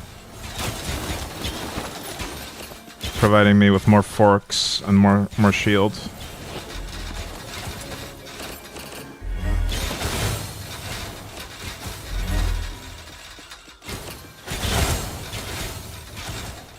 It makes it much safer having this much shield.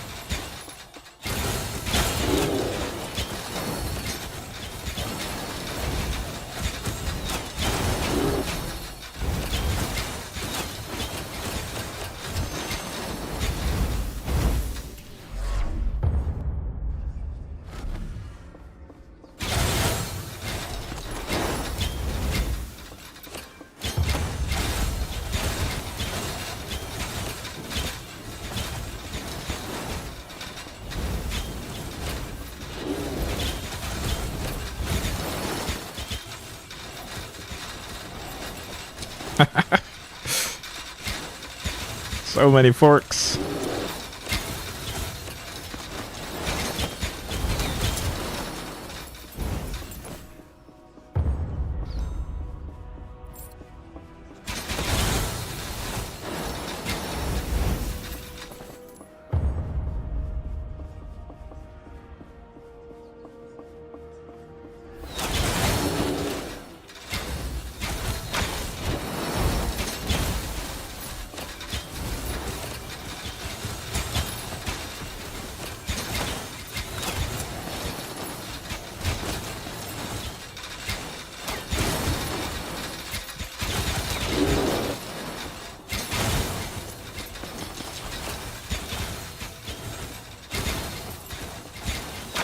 Wait, there's a chest in there. I haven't seen those in a long time, actually.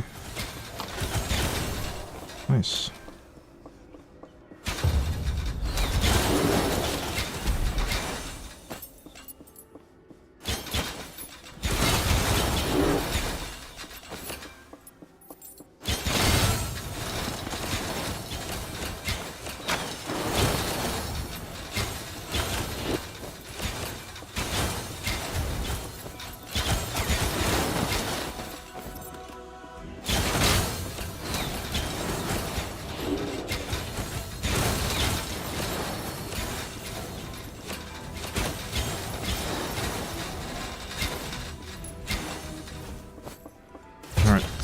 Let's just leave.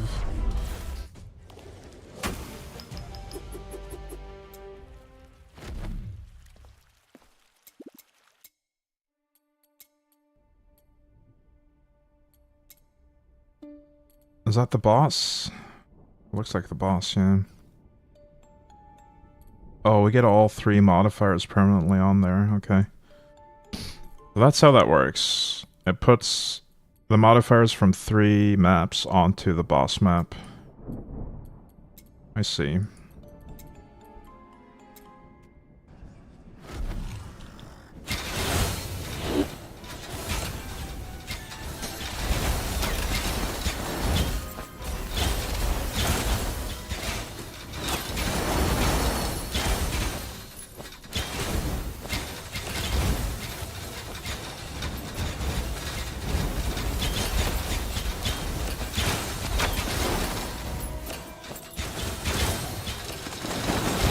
There's like nowhere to go to avoid the corpse explosions.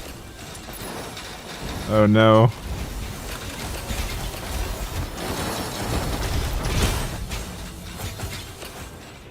That's the way.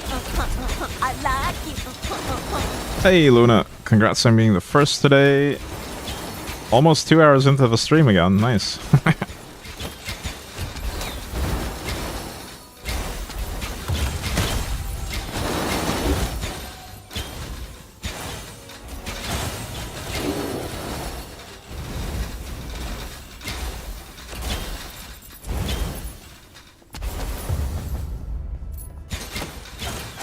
I got the game because of you? Nice. I'm glad we're spreading the good word of Slorm. Such a good game that nobody knows about.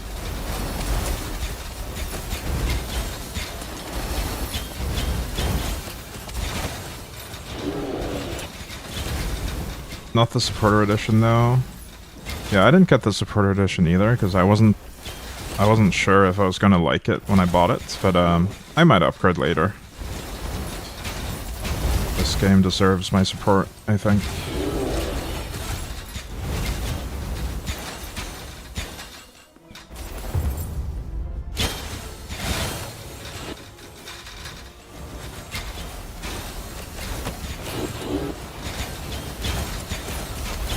The most chaotic game ever. Yeah, I think it rivals Vampire Survivors in that regard, yeah.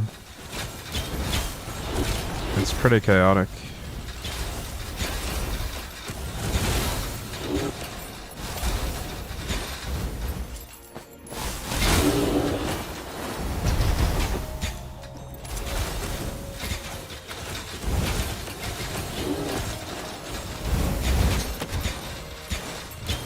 Do all characters in town you can select have their own level?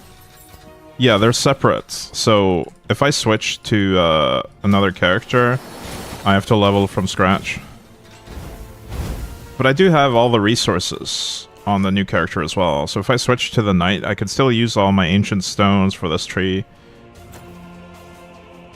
for instance. So you get kind of boosted when you start a new character on the same save.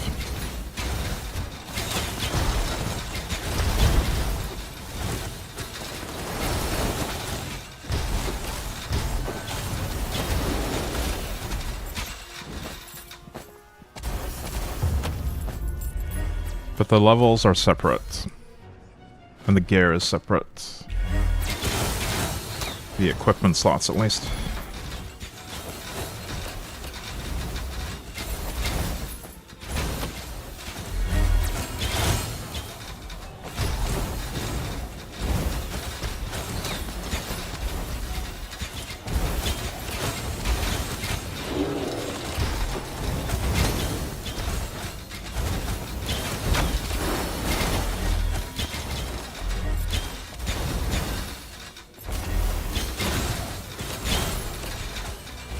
I'm just looking around to try to find a safe spot to stand for every one of these.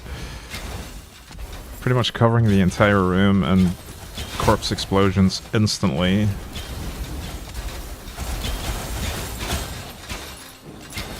Very dangerous.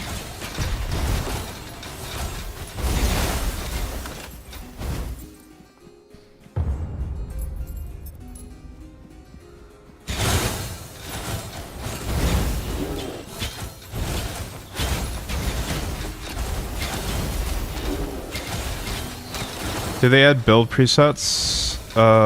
Yeah, there's a wardrobe where you can save your build. I haven't tested the feature yet, but I'm pretty sure you can save your build at the wardrobe. I actually forgot where it was, but I remember encountering it during the tutorial at some point. Don't know if it's a character you talk to or a physical wardrobe anymore. But I remember the feature being a thing at least.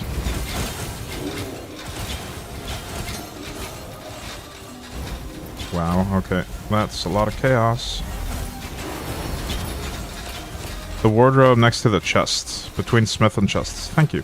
Alright.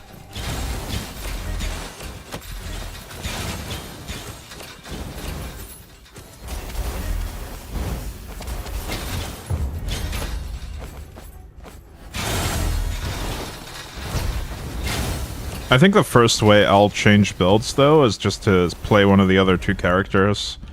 I'll keep this character as my main build, and then experiment on another character at first.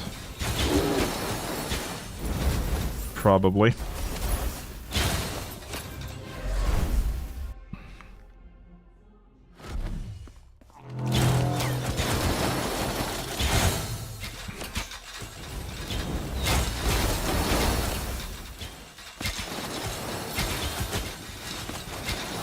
Yikes, okay. I can't see anything.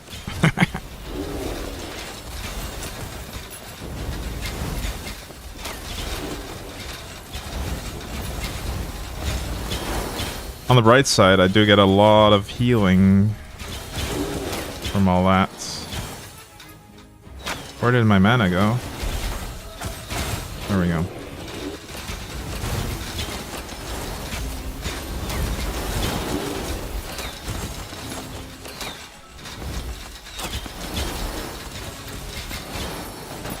He's getting a ton of shields. Oh, but it's temporary. I guess it's part of his moves. Between waves or something.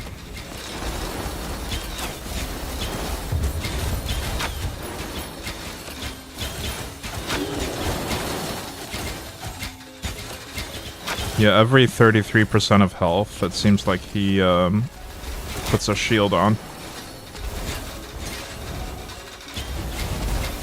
Or maybe it's 25%, we'll see. If he does it again. Yeah.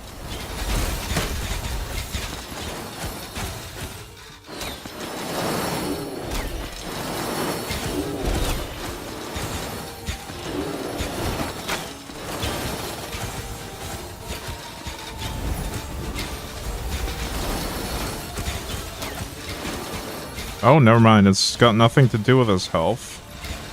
It's just after the ad phase, I think.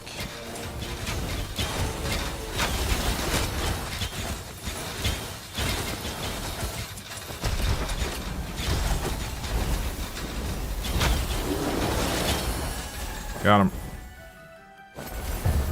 He was tanky though. But I think the problem there was I couldn't really recover my mana fast enough when he was alone. Retaliation damage. Light seals. Light seal skill. All light seal skills are equipped and at max rank. Huh. Interesting. The level of your Slormancer becomes... Wait, this is the one we got in the campaign as a reward.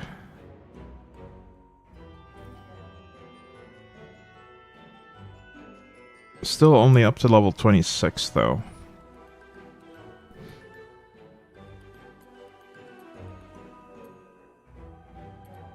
I'm just gonna pick this one, because it has a pure stats, and it also has an interesting effect, but I'm probably not gonna use it.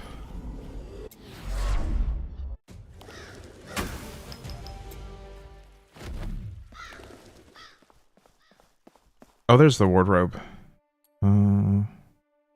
Fancy wardrobe set. 1, 2, 3, 4, 5.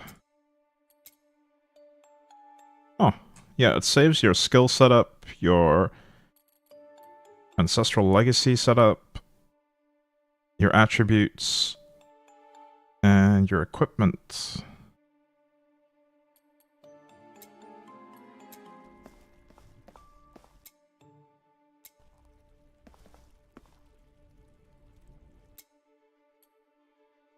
And obviously the equipped Slormancer.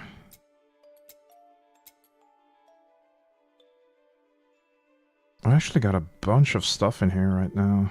I should look through it. Yeah, it's gotta be 5 per character. Surely. We can test that right now. Let's make one here. Switch to the mage. Yeah, 5 per character.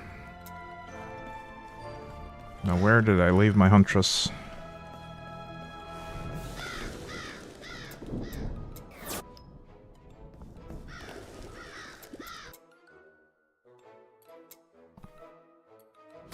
We'll get this one to 9. Actually, no. We'll leave it at 8. Yeah, I think we stick with 8 because it's pretty expensive to reinforce past that.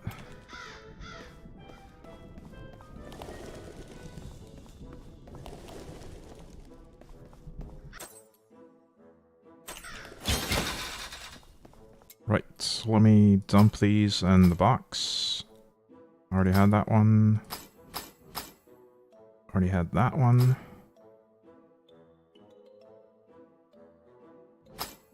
This one too.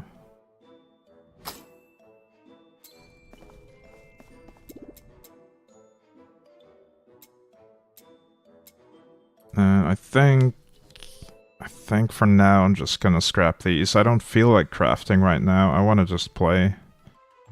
I'll probably do most of my gear upgrades off stream, because I don't know, I feel like I need to focus a lot more when I'm crafting to avoid accidentally overwriting a stat or something.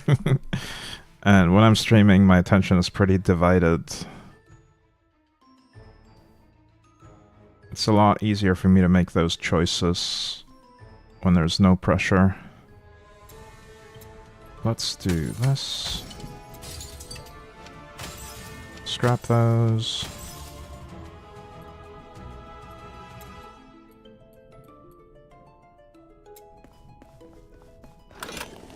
But yeah, I think what we'll do is maybe do another... a bit of Slorm Temple, perhaps. Maybe another Great Forge run. We still have a lot of ruins left to find. The Netherworld... I don't know how I feel about this. It's actually... the maps are not that fun to play, in my opinion, these Netherworld ones, compared to the other content. So far, anyway. Maybe it gets better.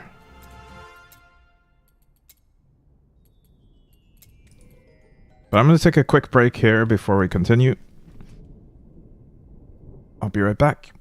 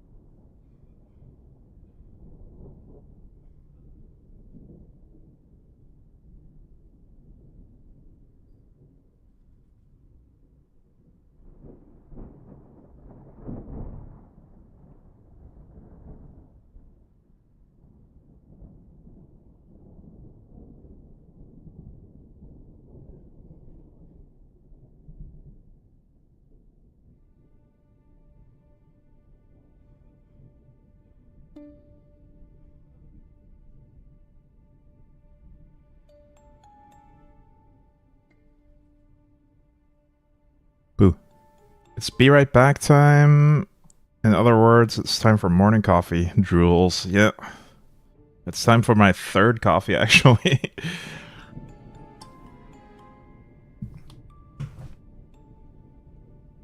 I've been up for a while.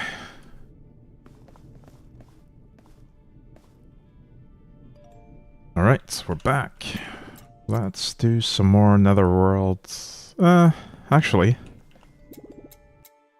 Let's do some Slorm Temple. Not a ton, but I'll do like 10 floors maybe. I've grinded quite a bit since the last time I was here, so I should be overpowering this quite easily.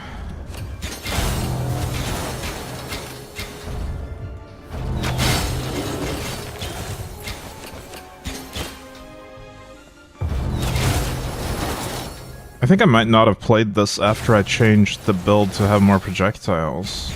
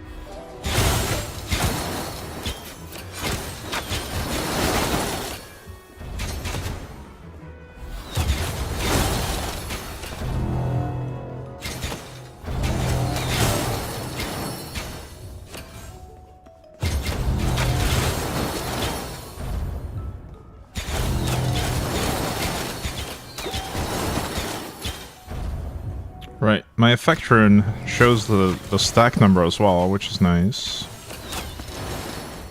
Currently getting 4 stacks of that.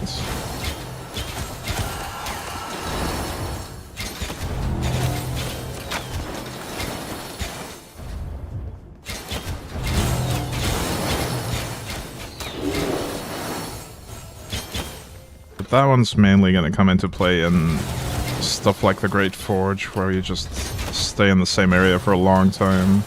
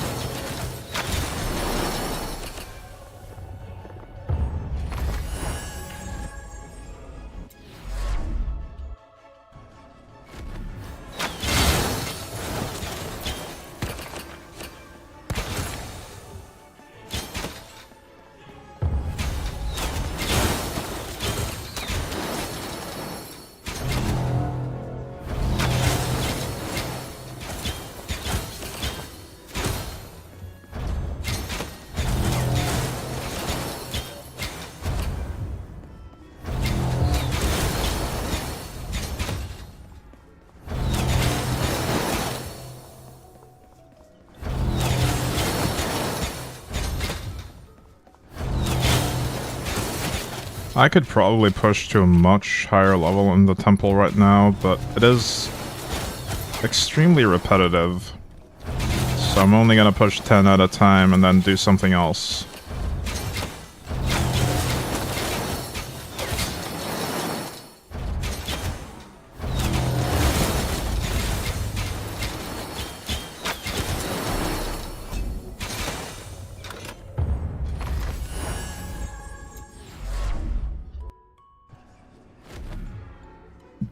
The temple feels more like a chore, yeah. When I encountered it for the first time, it was my favorite piece of content, but I quickly grew tired of the repetitive nature of it.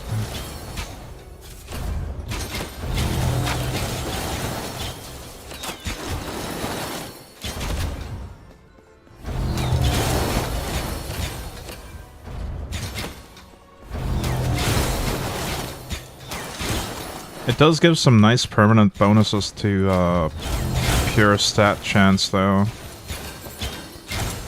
And maximum pure stat value.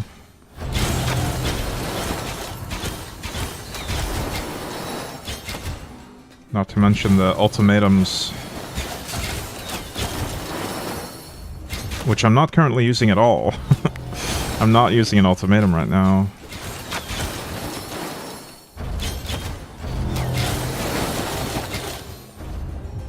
I'm just not sure which ultimatum to focus on, and they're not very good unless you upgrade them.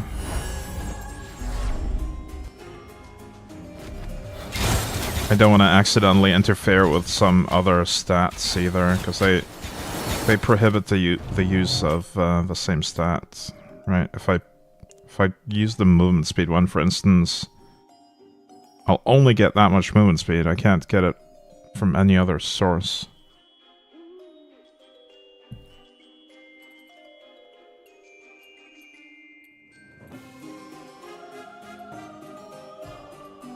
Maybe area damage reduction. Wait, do I have any of that at all?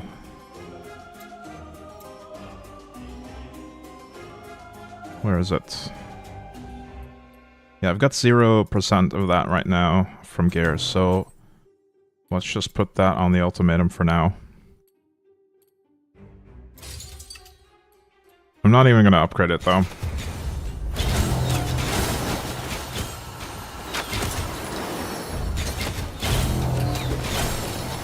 I think what I'll do, when it comes to ultimatums, I will unlock all of them, carefully consider my options, and then make a choice before crafting my next set of gear. Because I also have to consider what I'm going to put on the gear when choosing an ultimatum.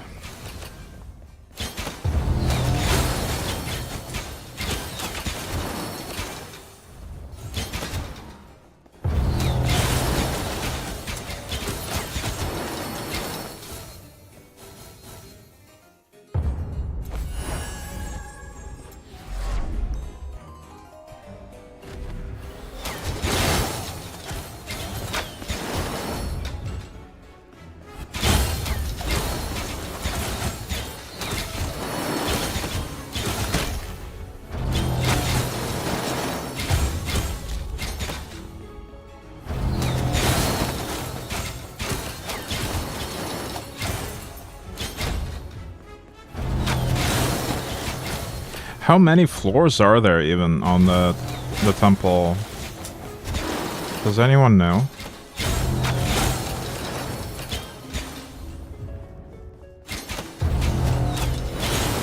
Infinite? Wow, okay. I thought maybe there would come a point where I'm no longer doing the temple at all.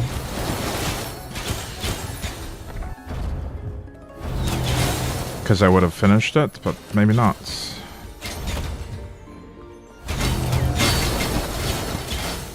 I can at least max out some of the upgrades.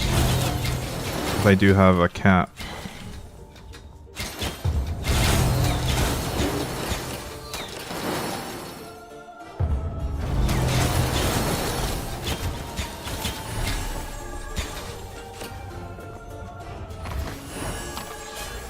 Once you have all the upgrades, you don't need to go there anymore. Yeah. What did I get? Prodigious Calamity. Attack speed. Do I want to purchase something? That's a good question. Could also purchase this. Just get that out of the way. Nah.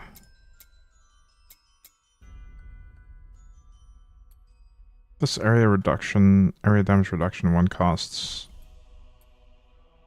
very little to upgrade. I might do a few levels of it actually. Just get the cost up to like... let's get it to level 10.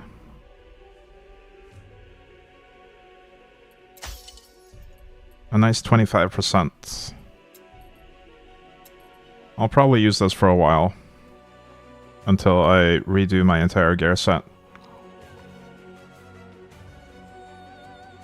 But for now, let's do... I feel like my capacity is fine. My Elder Slorm is fine as well. Let's just buff these things. These are the good ones.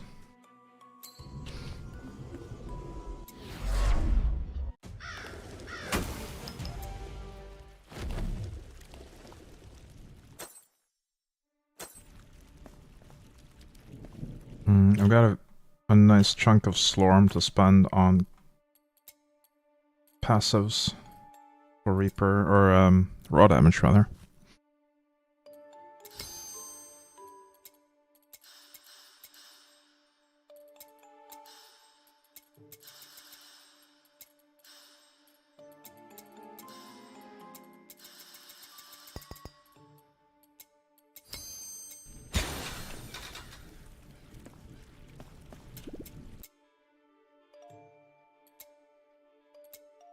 Let's do, let's try a Forge run on 9 Wrath. Hopefully that's not too bad.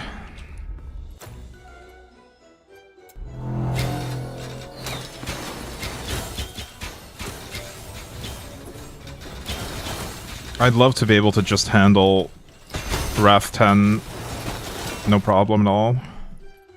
But I think I need to boost my damage a little bit more before that's the case.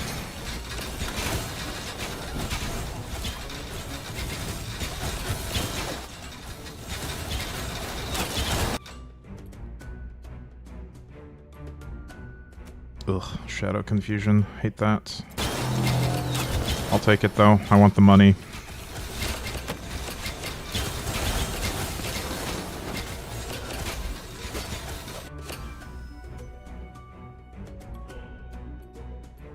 Let's do Molten Lava.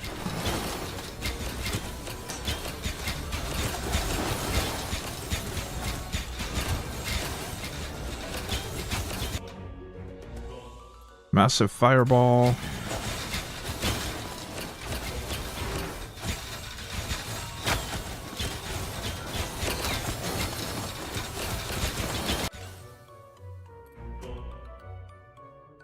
Burn. This is dangerous, I feel like. Maybe it's fine at the start, though. We haven't buffed their damage or speed in any other way. I'll try it.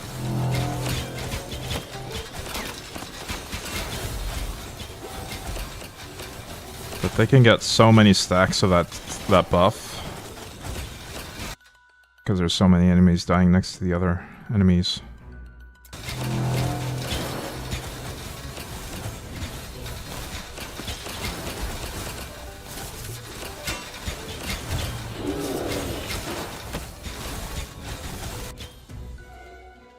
Siege Leader.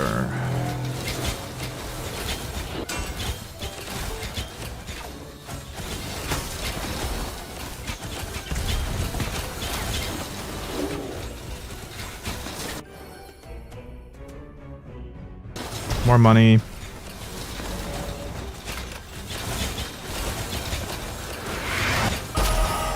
I seem to be doing fine on Wrath 9 so far. At the base level with no additional permanent buffs, that's very, very doable.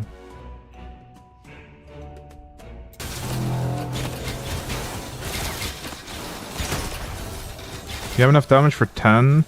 I can probably complete 10, but I think it'll feel like a slog. Judging by how much hit points these things have. I think it would take quite a while.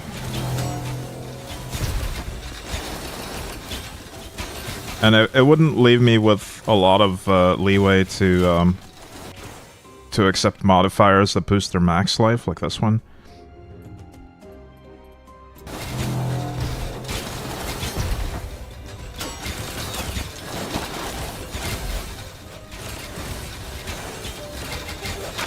I want to be able to comfortably do 10 without having to consider my choices super carefully. As the thing.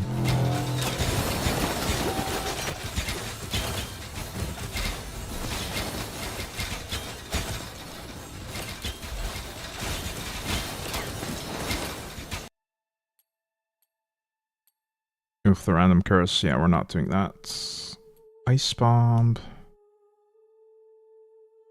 Ice bomb really sucks, but it'll be gone soon enough.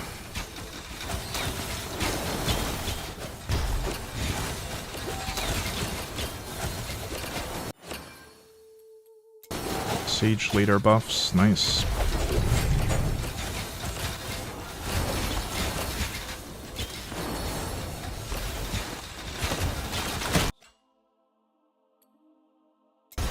More money.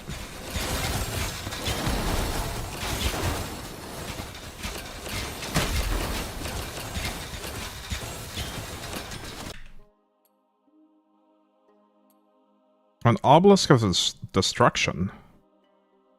It continuously casts deadly missiles. I don't think I've seen that one before. Oh, that's a lot of gold, though. No mana and life regen, that's fine. We have on hits for that.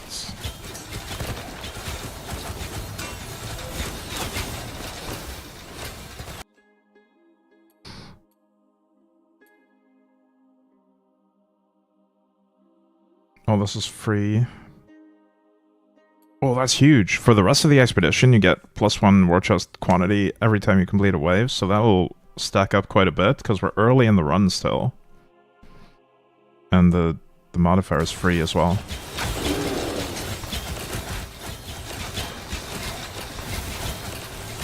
Yeah, we'll end up with a total of 82 of those.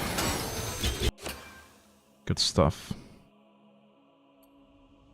Lightning bolts or attack speeds. Lightning bolts, better reward.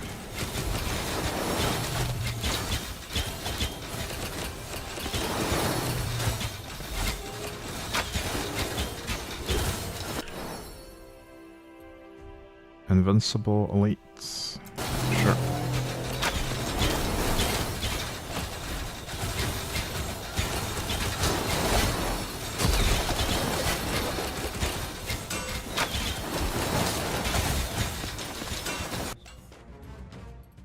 More money.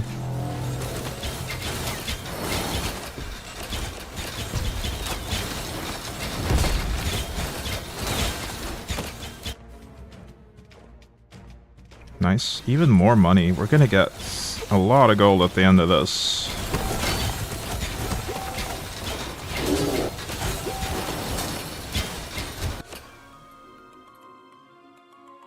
Don't like shadow symbol. We'll do explode.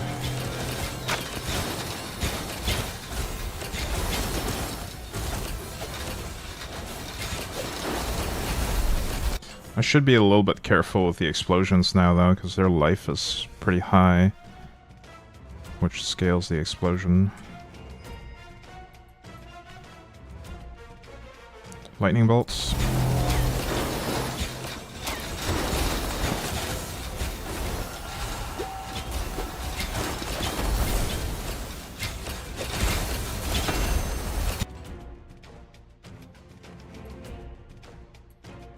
Is there a max level / absolute progression ceiling? I think there's a max level. I think you can only level to 100, but in terms of progression ceiling, there are some mechanics that seemingly scale infinitely. According to Gadden, there was an item... There's a Slorm Reaper that lets you scale based on the amount of victims that Reaper has. Which can scale infinitely. So... in a way, there's infinite scaling, but there's also caps on some of the scalings.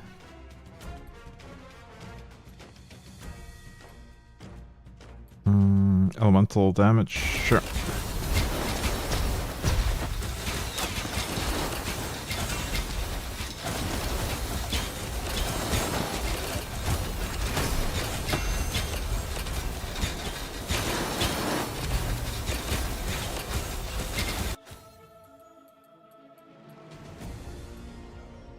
Blindness.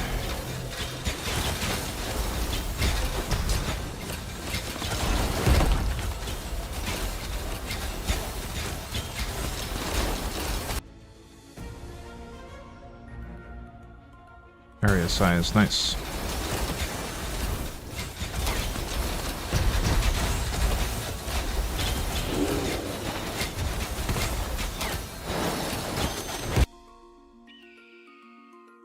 Nice, even more gold.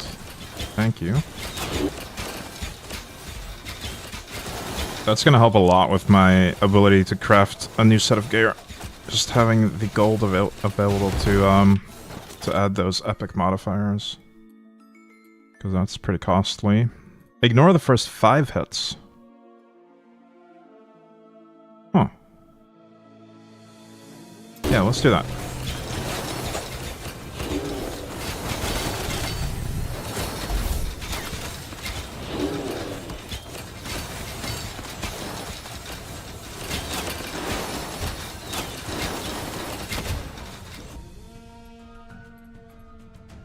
More gold. So much gold.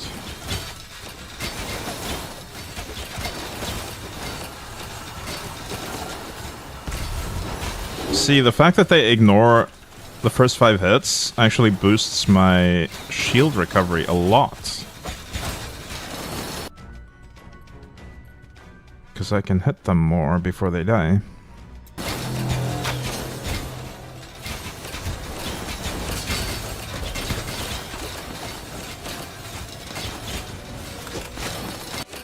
And fork more.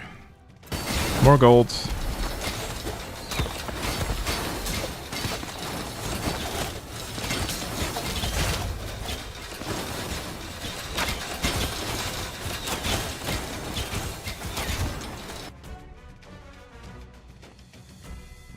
Damage over time resist, sure.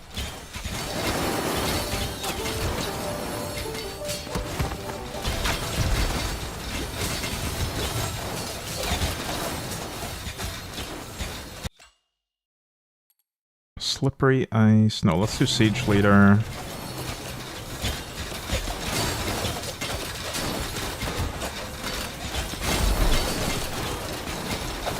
I'm trying to get rid of these mages with their projectile shields. The bane of my existence.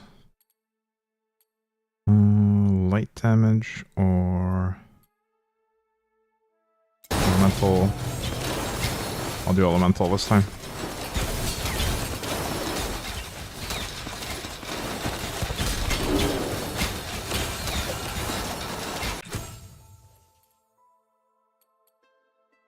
Fire damage.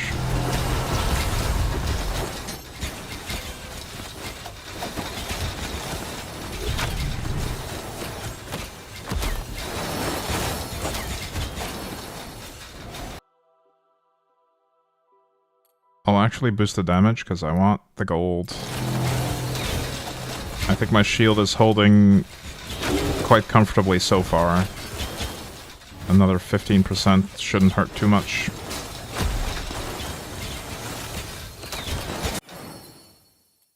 Another Siege Leader.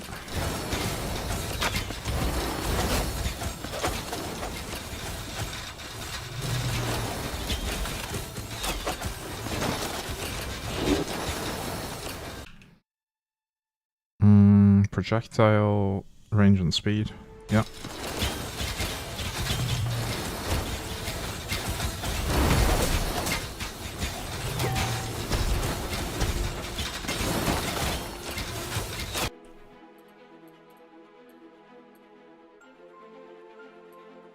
Damage over time is free.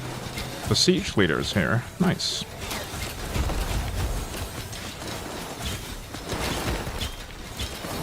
Let's focus on him.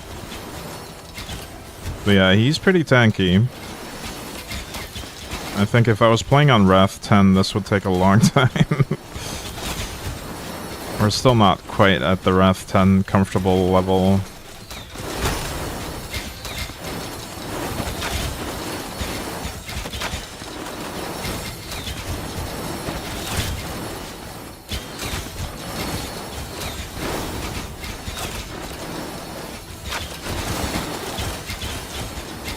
My shield is dropping because there's not enough additional enemies to hit.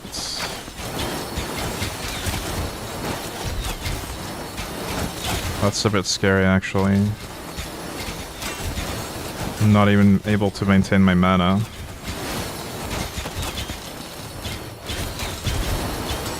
Okay, we're fine.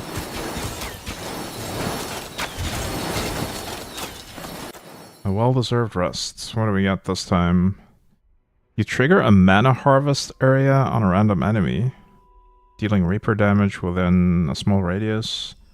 You also get good crop, granting you raw damage equal to 10 of the total amount of mana leached. Okay. While good crop is active, whenever you hit an enemy with your primary or secondary skill, you create a mana spark, dealing the amount of mana leached with mana harvest as elemental damage to another random enemy. You can leech mana with mana harvest.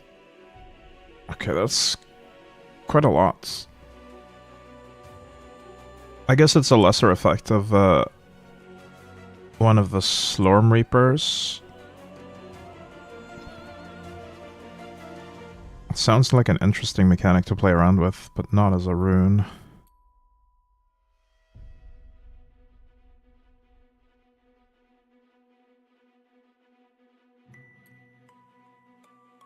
The siege leader has been defeated. After you cast 16 support skills, you trigger your effect rune. No thanks.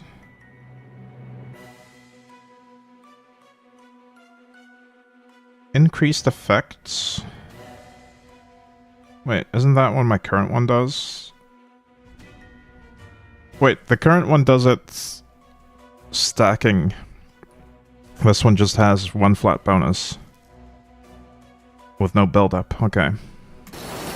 That might be better in some situations where you can't stay in the same area for very long.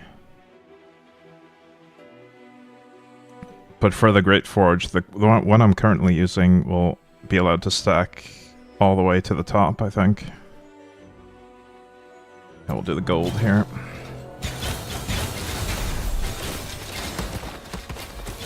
We're currently at 19 stacks. I think 40 was the max.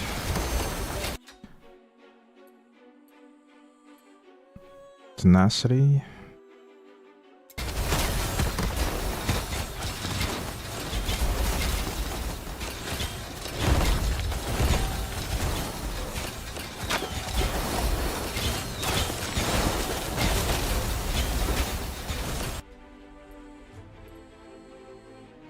Blindness.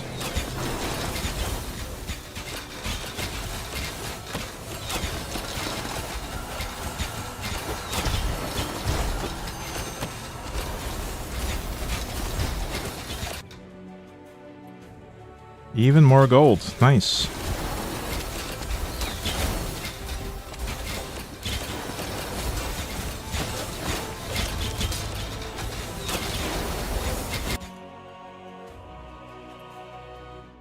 We'll do the light totem here.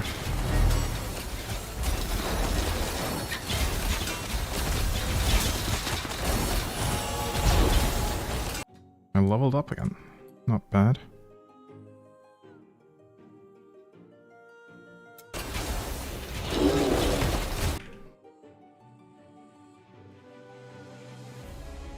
I'll do movement speed and attack speed. Up to a total of 10 stacks maybe, if we get it that often.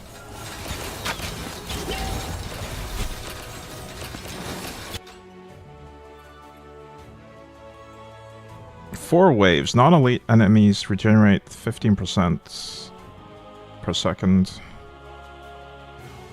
That's a lot of gold. I think I can power through that amount of regen. Let's try it.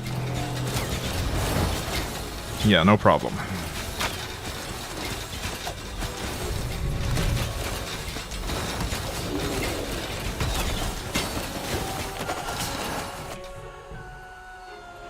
Life leech.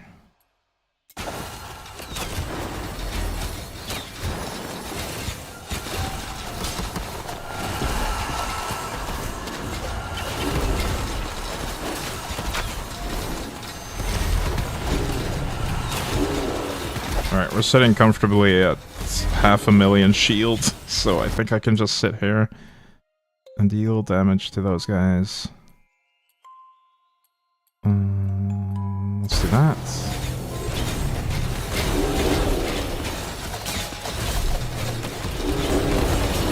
I'm a little bit worried that these golems will regenerate too quickly, though.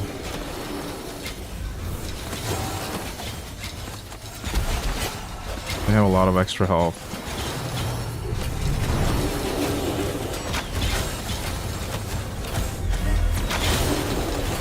I might have messed up by picking that modifier.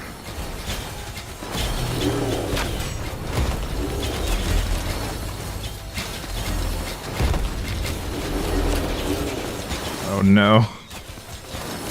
Alright, let's try to split them up a bit. And focus on the golems.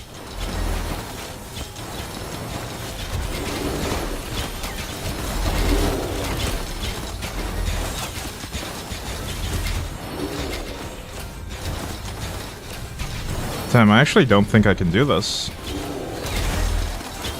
I think the regen is too much.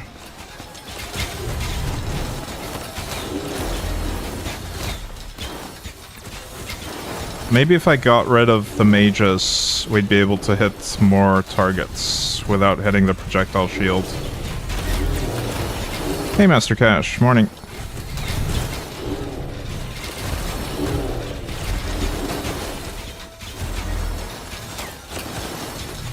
And this is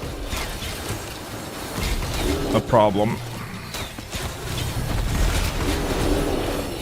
I am damaging them slowly, but I can't really tank their hits forever, I think. Not enough damage? Yeah, maybe. I think maybe I do have enough damage.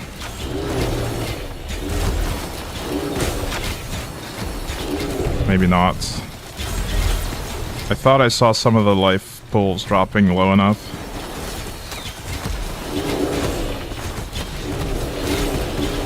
See, this one's almost dying. Not the golems, though. The golems are basically impervious to my damage. I can do another wave to get more forks. Large fire waves for the rest of the expedition. Explode upon dying for the rest of the expedition? Oof.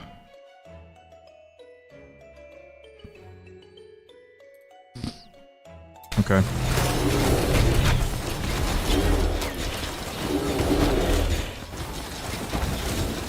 If I can make the waves progress past the point that this debuff fades, maybe the golems will also lose the buff. Buff, not debuff. Let's do that. Because it's a global modifier, it's not tied to the enemies, I think. So as long as we can do the other waves, we can eventually get the golems, I think.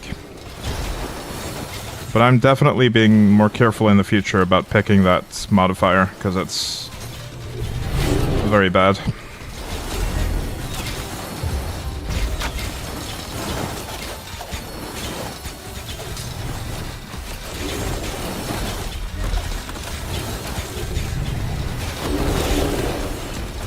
Although there might have been golems in this current wave as well, which means I might not be able to complete it.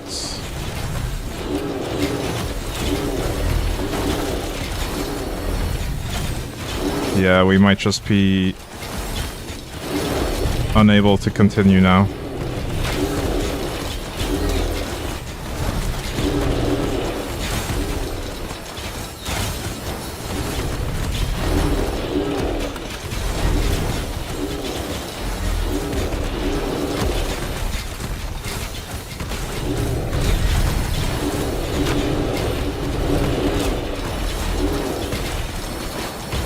Can I still just take the reward and go? I can't. I need to die. No. That is so unfortunate. Alright. Let's die.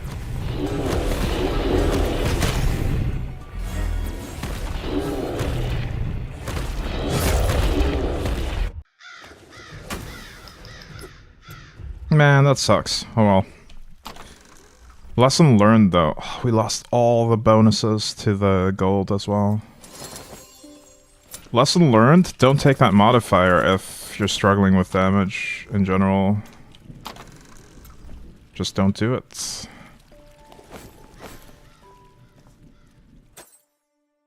Not worth the hassle. That also confirms to me that I'm not ready for Wrath 10. I don't have enough of a... don't have enough damage to deal with modifiers like that. Even at Wrath 9.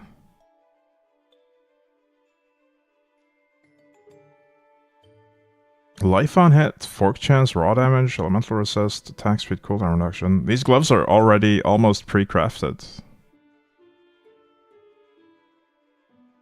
I would need to add other epic stats. My current gloves are pretty well crafted though. I don't know. I might just... Oh, these are only level 69.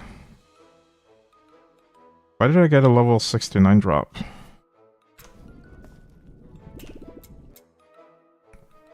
That's odd. I will just scrap these.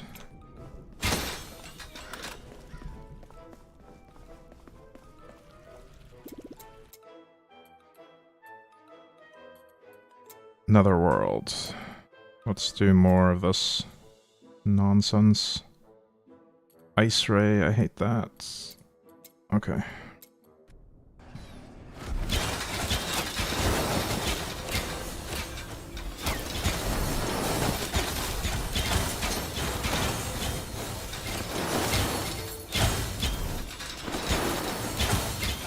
Have I tried the big Fury Bow? I have not. I've only tried a small handful of items. Slormancer. Also, welcome, Panheimer.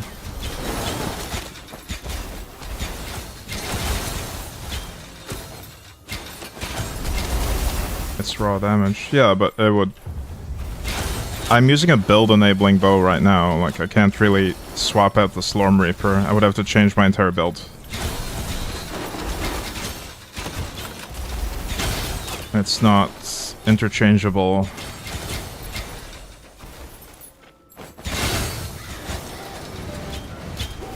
But it's no big deal. I'm not in a hurry to get to Wrath 9 or 10. It's like,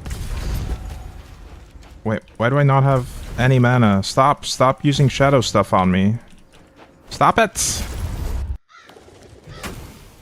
Holy shit. There are just some debuffs that are completely... that just completely counter my build. Like that shadow one. I just don't get mana back and can't do anything.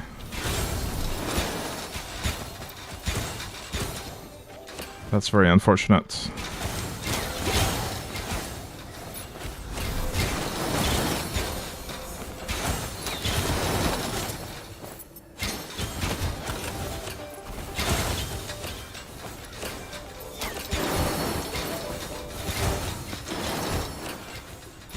Yes, I do have mana on hits. I have both mana on hit and mana on kill, and mana leech as well. The thing is, the shadow debuff makes it so you cannot recover mana, which completely negates any form of mana recovery, as far as I know.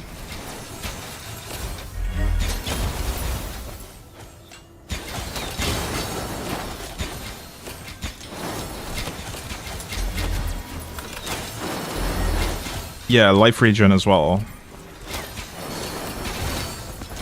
And it wouldn't be so much of a problem if I could also sustain my life somehow, in some other way, but my shield will just slowly degen until I can start recovering it from life on hit again. And if I just, if I get the shadow debuff applied to me repeatedly, I just can't do anything. I was just locked in a small room with monsters that repeatedly applied the shadow debuff. Couldn't do anything at all. And now we have another shadow cataclysm thing. Sucks.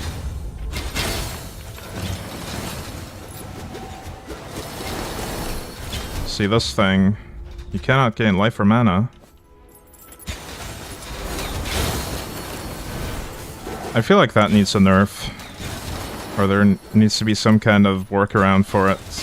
Maybe there is. Maybe I'm missing something. I need some way to negate that debuff.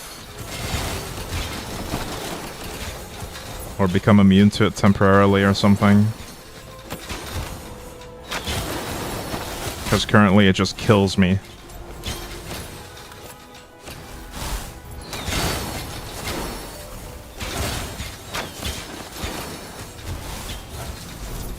Maybe tenacity would reduce the duration of it.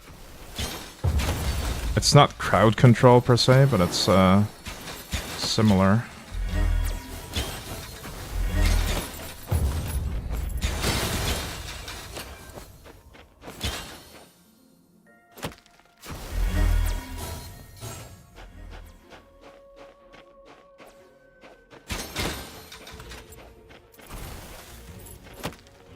I have 1 life.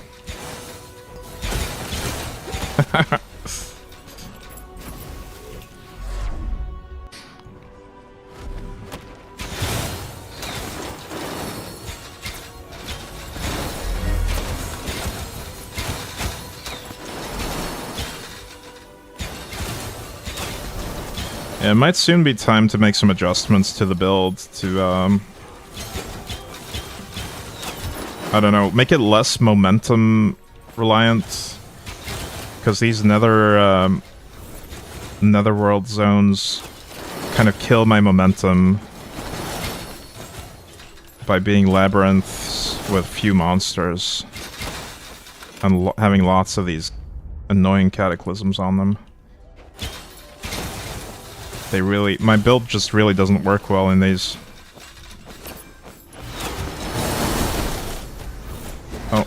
I got the shadow debuff again. Can't do anything. That's fun.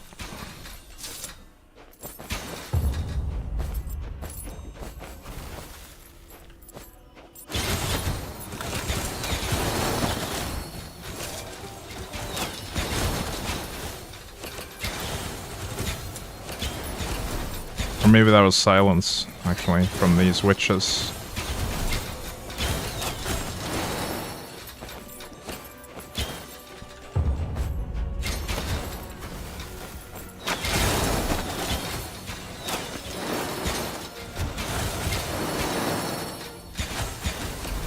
I guess one thing that would kind of counter the shadow debuff thing is having the ability to trigger my abilities, trigger one of my spells without having to cast anything. I know that's a thing, but I'm not entirely sure how to get it. Because that would at least get rid of the enemies while I'm unable to cast.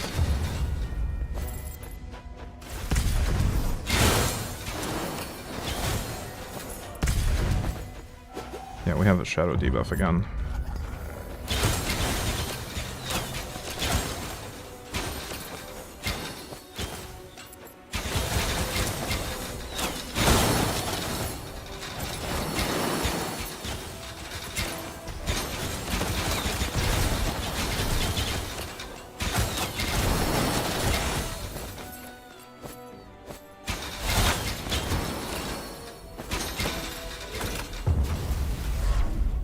Ow, I got hit by that.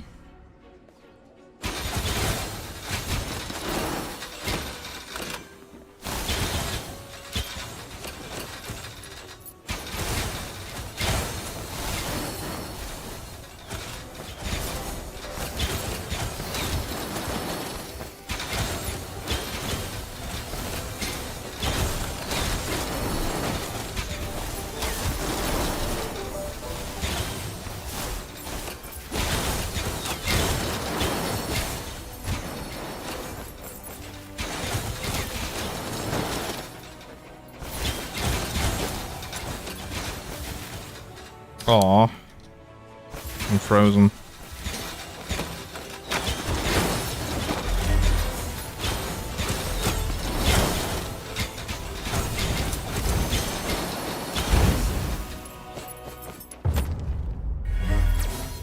Wait, we're close enough. Let's get out of here.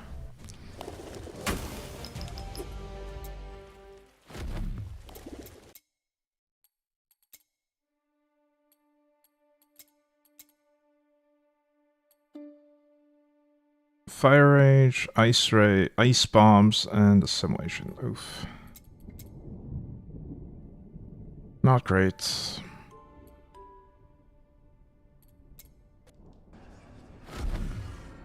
It's a prison layout as well. So hard to navigate. Just constantly ice bombed. Can't move. Nice, nice, nice.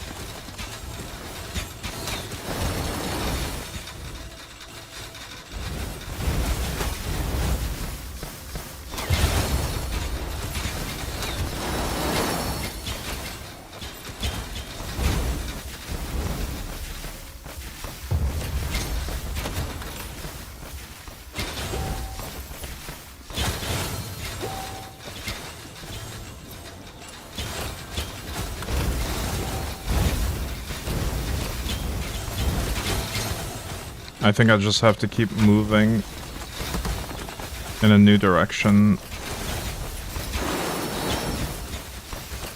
constantly here.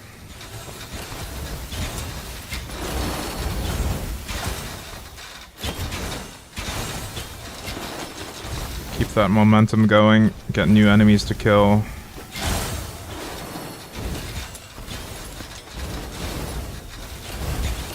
Even if it means leaving behind some loot.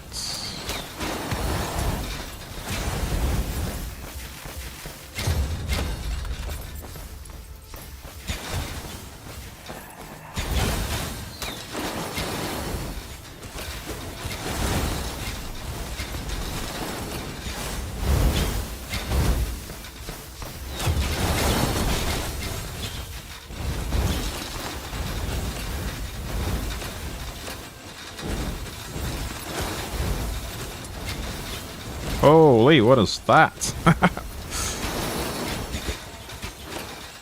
Is he just tanky, or was that some kind of invulnerability?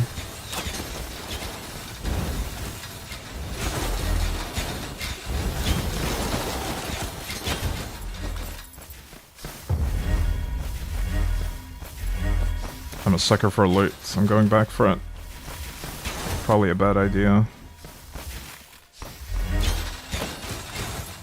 Giving up all that momentum.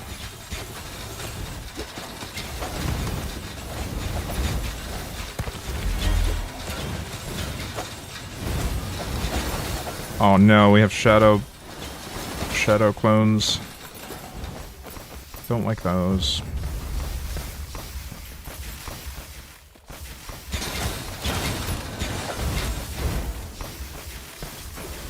I might die to these ice bombs.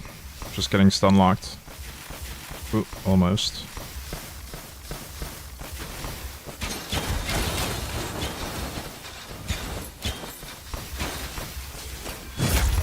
Nope, I died to whatever that was. It was a frozen debuff. Okay. I'm done with another world for a while. I want to play fun content instead. We'll return to this with a revised build. Something that's better suited for it. Currently, I'm just not enjoying this part of the endgame at all, so we'll do something else. To get some more activation runes and other things.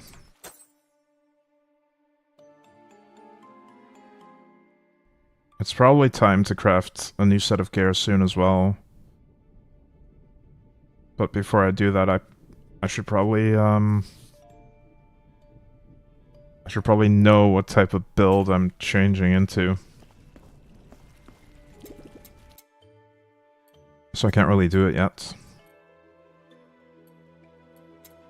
Let's go back to the forge. And this time we're gonna avoid that healing modifier and any excessive life buffs as well.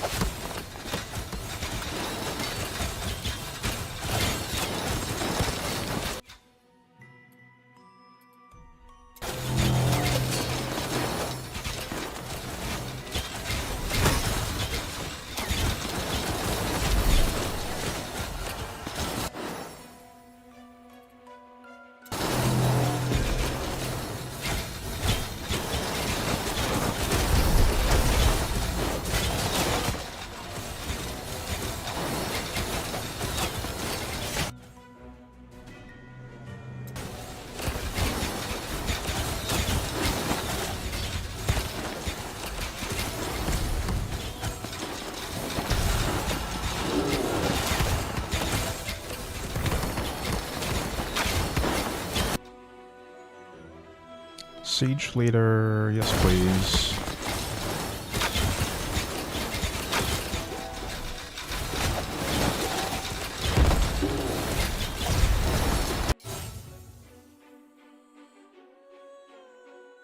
Yeah, we're never picking this again until we get a ton more damage. Let's do that.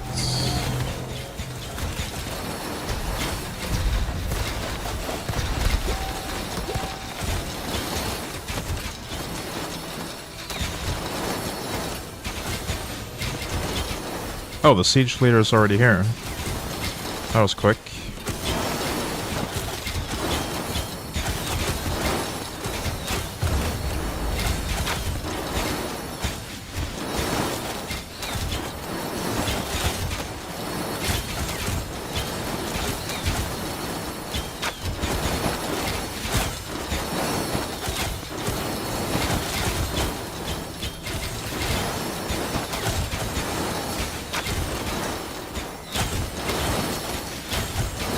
I'm doing about 600k DPS on him. Is that correct? Maybe I need to let it reset for this to be accurate. I don't know. My single target's pretty bad, though. After you've killed that many enemies, you trigger your effect rune. Constraint is reduced. After you've received a total of X damage before mitigation, you trigger the effect. Now we're gonna go with Constraint rune. Movement speed.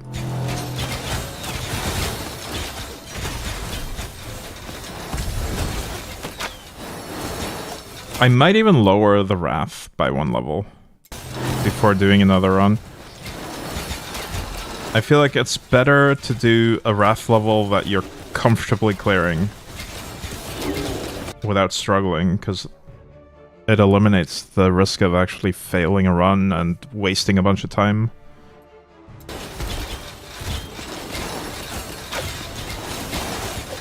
And it lets you pick harder modifiers with better rewards without having to struggle. We could get explosions for the rest of the run. That's going to be annoying, though. I think light beams for the rest of the run is fine.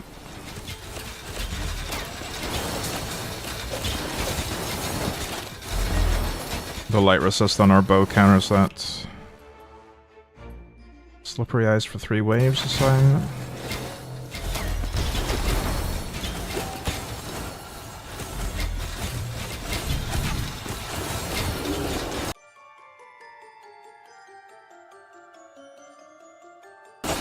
%, increased damage is also fine.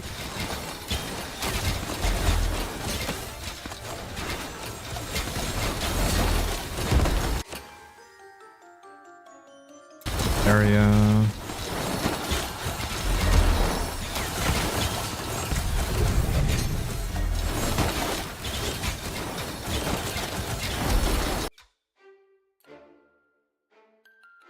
Alright, I'll take this shadow symbol because it's temporary. And I'll just try to run in a circle to avoid getting hit by it.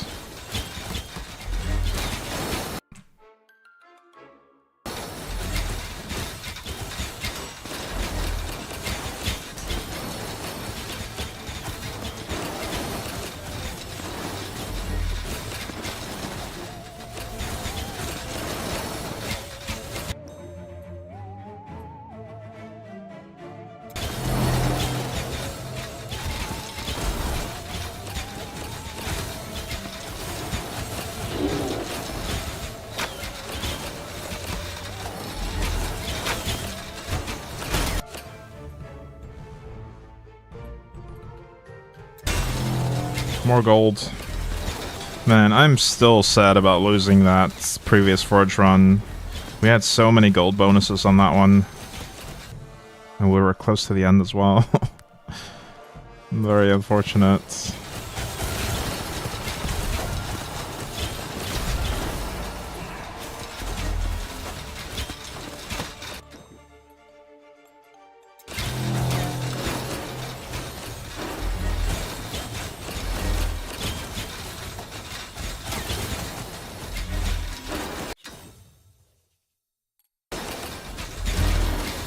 I'm okay with them dealing more damage still. Nice. Another level.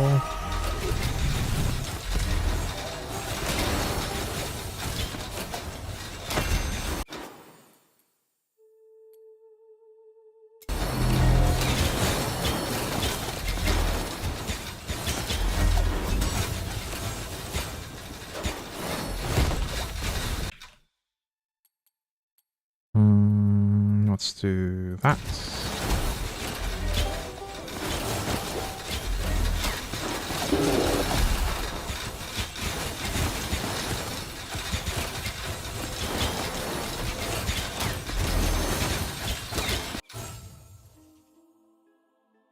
Oh, duration by 2 waves, but that's a lot of gold. I think it's too greedy though. We'll just end up with way too many debuffs over time. We'll do ignore the first hit.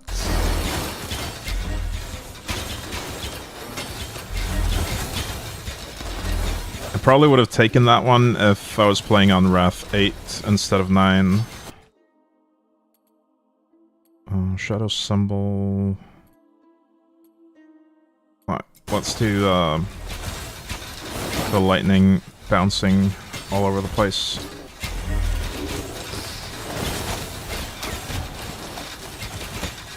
Hey, you there.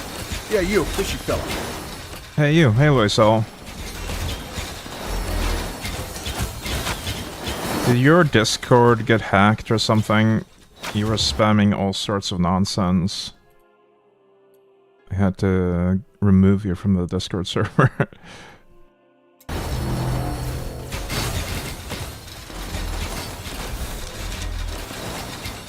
Unfortunate.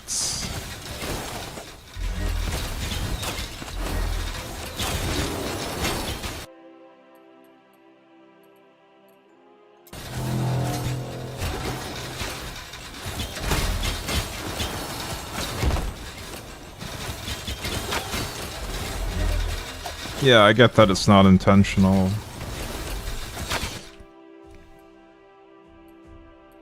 Do you know how it happened? What? 5 months toe. Hey, thank you. Thank you for the 5 months. Thank you for the sub, Loisel. But do you know how you got hacked? Did you click a link? Someone got your browser cookies. Oh. But how did they get them? Must have been some kind of info stealer. Don't know. Oh, that's the worst. When you don't know how it happened, that is the worst feeling. I've had that once.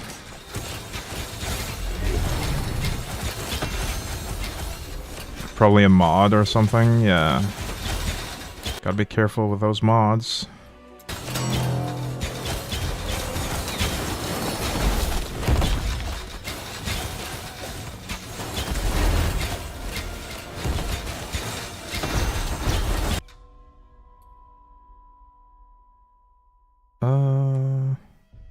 Following rewards can only be Reaper Smith spirits. Are increased by 200%. Wow. That's pretty crazy. That's a lot of attack speed and movement speed for the rest of the expedition, but it's a pretty strong reward if you want to farm these spirits. Which I don't, actually. I don't want to farm spirits right now. I'm trying to farm gold. Let's do the recast chance.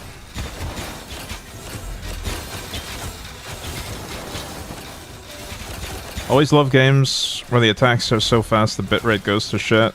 Yeah, I was worried about that. I upped the bitrate to 7K from 6K. But I don't think it's enough. It's gonna look like a blurry mess regardless of what I do.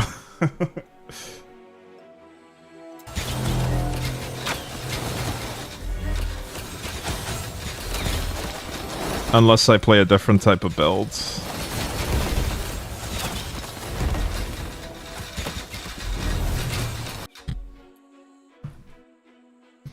Seal of blindness. Let's do that.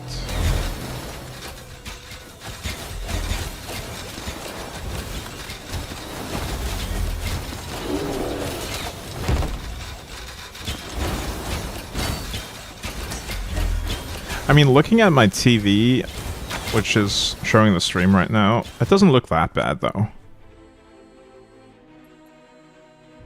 It's alright. I've seen worse bitrate issues.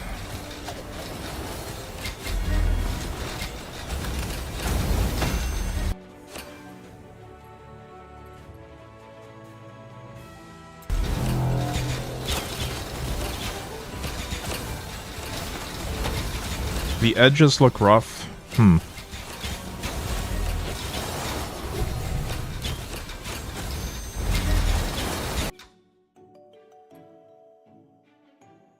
Life and mana regen. Yeah.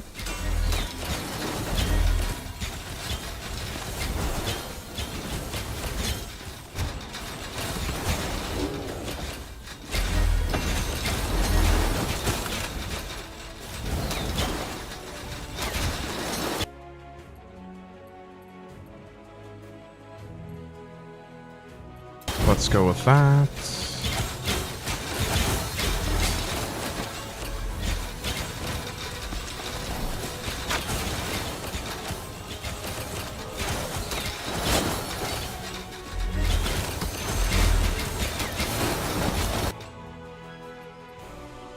Projectile range and speed, sure.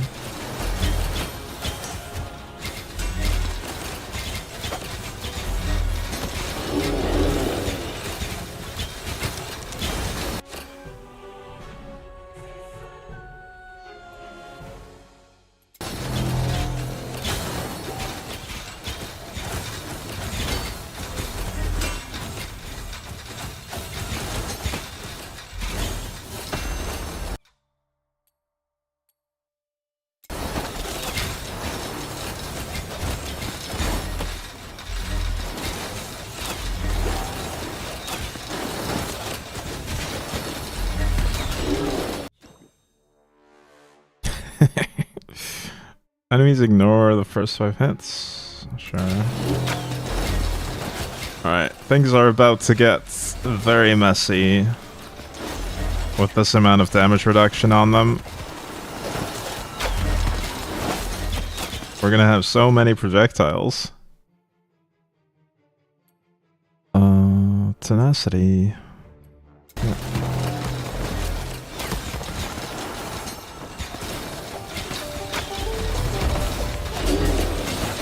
I'm actually okay with the enemy having big life pools, as long as they don't have any kind of recovery.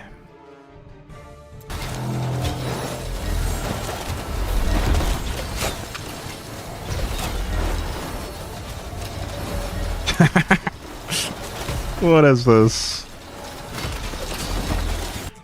More.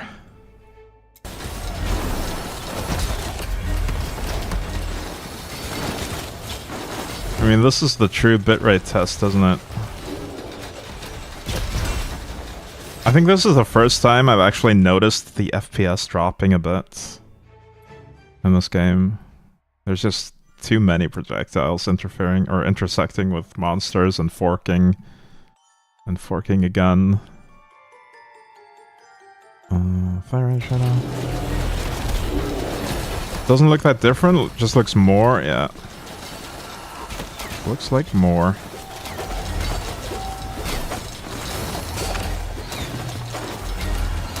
More of more. Our projectiles fork when they fork. So they can fork when they fork.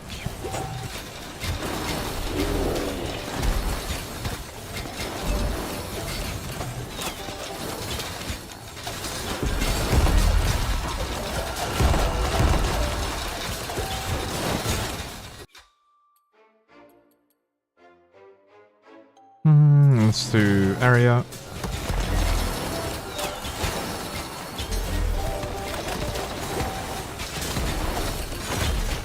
Alright, the buffs to monster health and ignoring hits are gone, so we're not gonna have that much of a mess right now.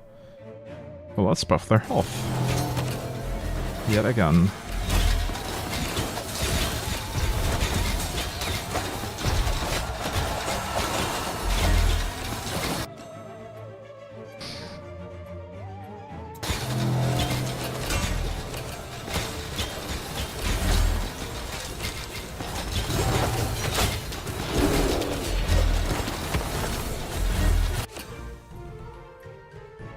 Extra projectiles, big gold bonus, nice.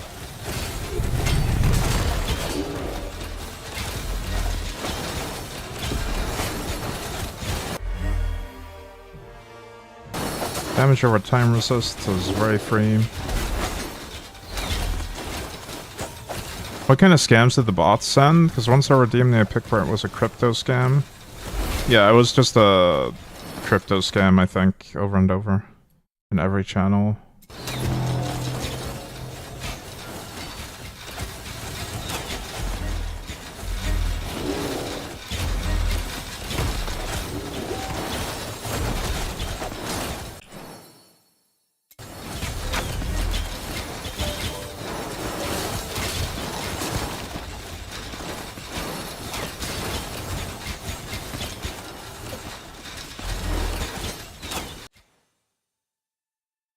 Ignore the first 2 hits. Nice.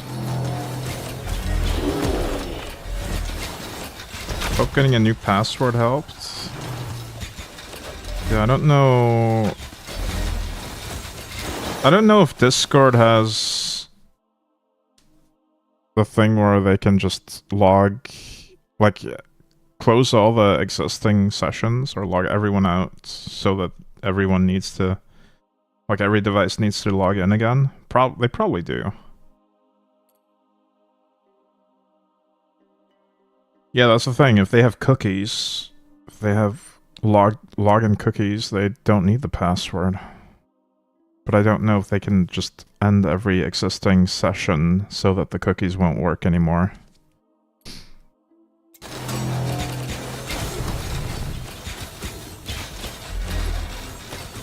Changing the password logs everyone out. Yeah, that would do it probably.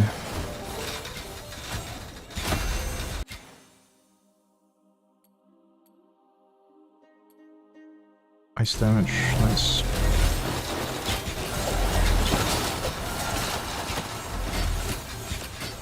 Oh no, we have the shadow debuff again. Hate that. Nice, another level.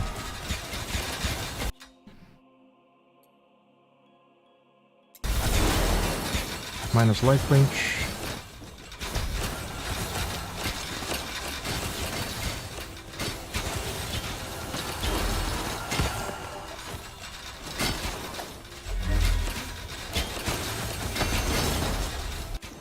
They even got your Roblox account. Well, they just grab whatever they can. And use it to spam their nonsense everywhere.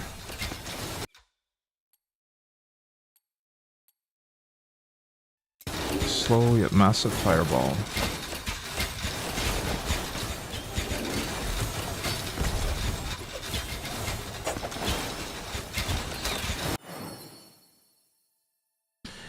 Early resist, sure.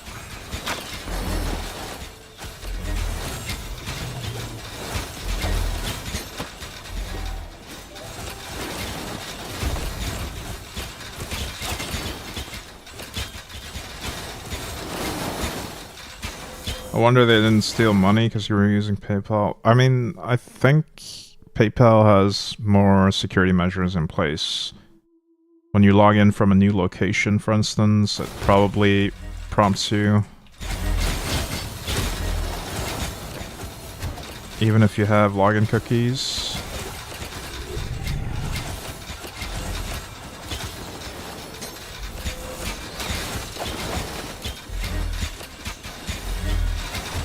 Like, they monitor suspicious activity a lot more closely than other services.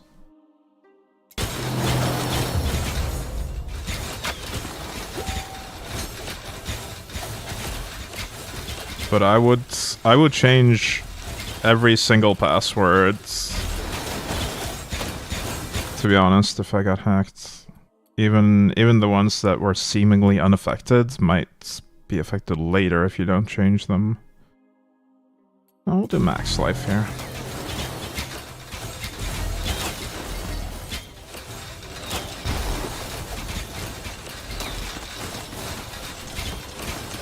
It is a huge pain in the ass to change every password, but it's usually worth doing.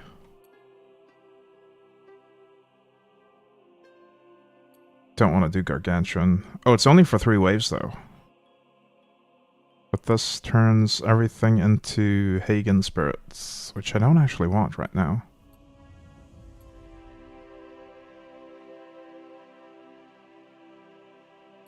Let's do this.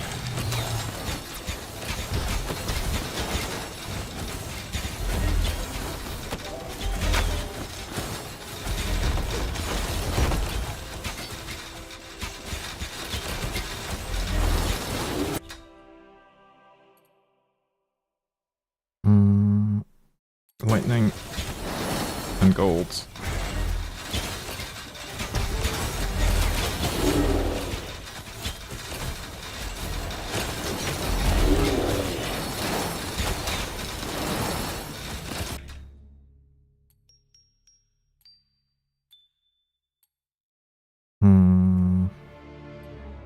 Let's do that.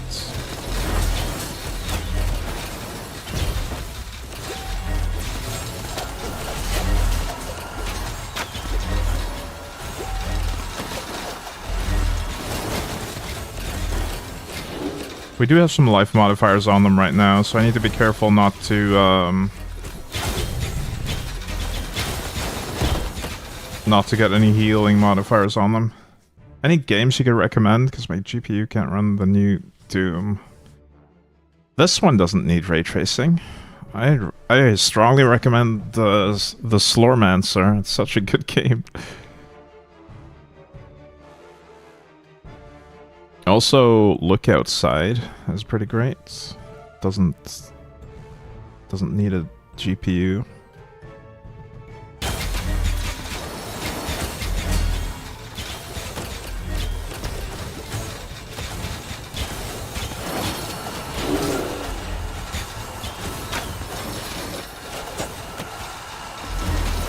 I'm so disappointed in the direction of the new Doom game, to be honest. The fact that you have to block all the time, and also requiring ray tracing, and the game barely running at 100 FPS, when the previous Doom games could easily run at like 240 FPS on the PCs of the time. Not good, man.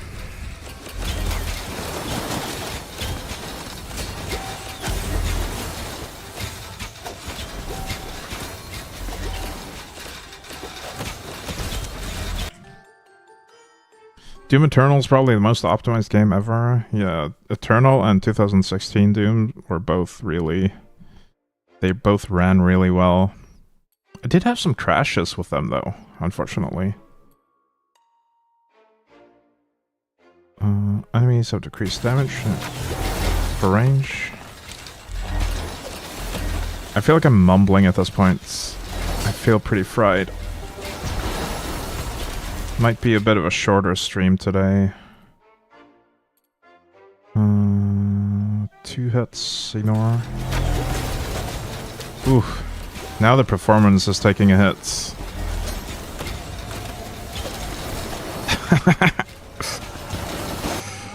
So crazy. Damage over time. Fire waves. Ooh, that's gonna look great. Even more visual clutter. Holy! Do you have some kind of bind button for the next wave? Hey, Ashaway. Yeah, someone told me in chat yesterday that you can bind it. It is the same button that you use to leave in the campaign missions. I think the default is L, but I rebounded to Q, which is very convenient.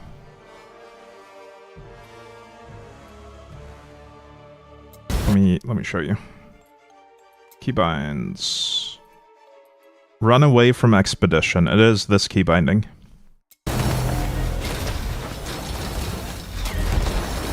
So binding that to Q is very helpful for the Great Forge.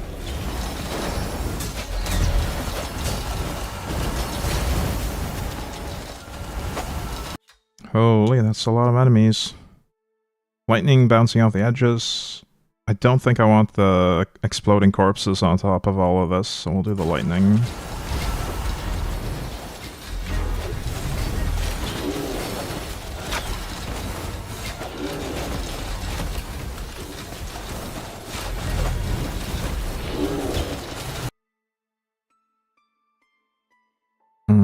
Following wave has more enemies. Great.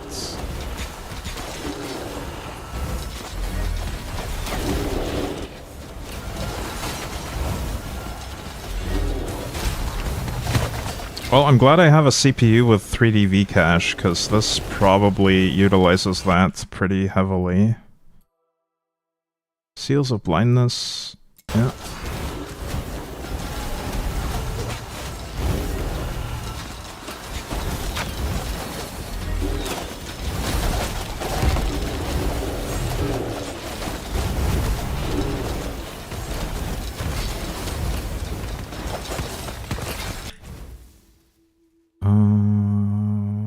Ooh, more max life? Do I dare take more max life here? I do want the gold. It is greedy. But we're only 20 waves away. And I'll just avoid taking any healing modifiers. That's the main part. If I take modifiers that grant the monsters the ability to heal, then I just lose. Because I won't be able to out-DPS them. These golems, specifically. But as long as I don't let them heal, we should be fine.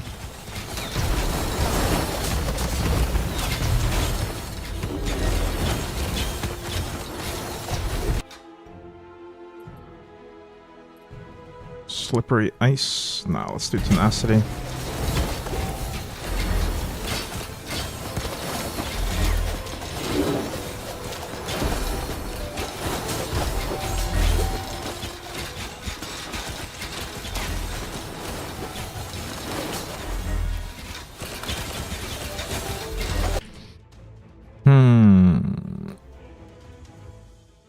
Yeah, let's do that.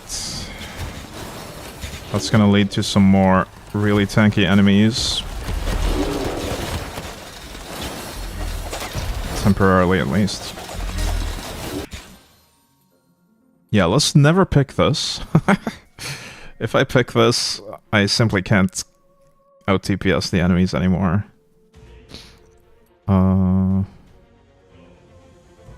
Obelisk left alive? We don't have any obelisk. Enemies are bigger and 300% increased damage. That's only 4 waves, though. We should be fine.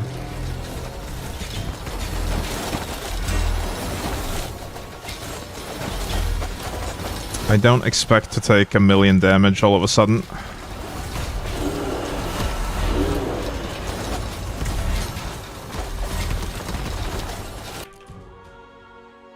Projectile speed, sure.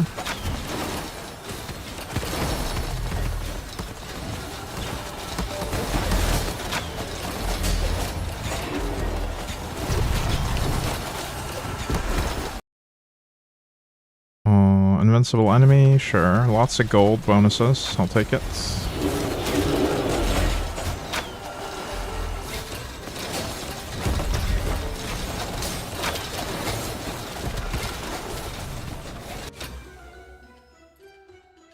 Plus life leech.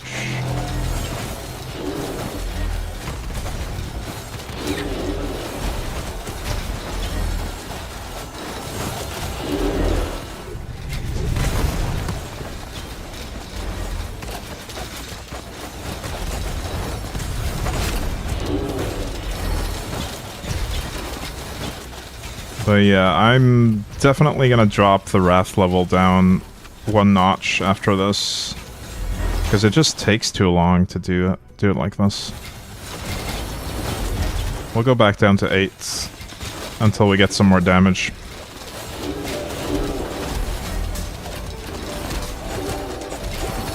I'll probably spend some time off stream changing the build around and crafting better gear for it. Additional projectiles. Sure.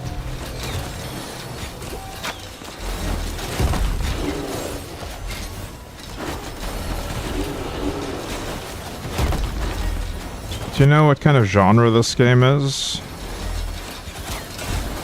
Can't find games like it on Steam, because you can't afford this game. This game is really cheap, though. If you can't afford this game, you're pretty much out of options, I think. This is an ARPG, action RPG. I guess you could try Path of Exile, maybe. You don't need a ray tracing for that. And that's free to play.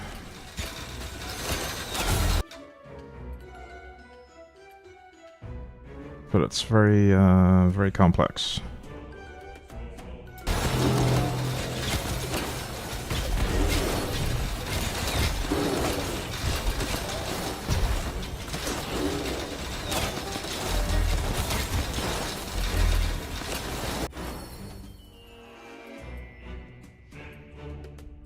Molten lava.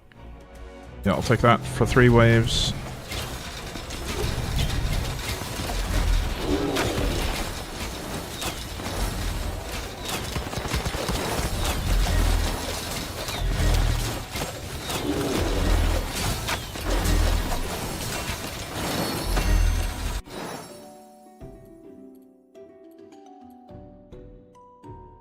Let's do that one.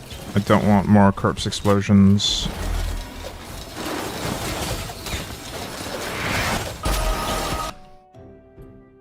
At some point, I want to try a build where I make the corpses explode.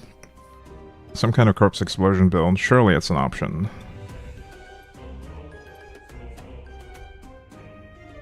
Deadly missiles. It adds gold quality. The Witcher 3 is $3 right now. That is an RPG. It is an RPG, it's not an ARPG though. It's more of a traditional one.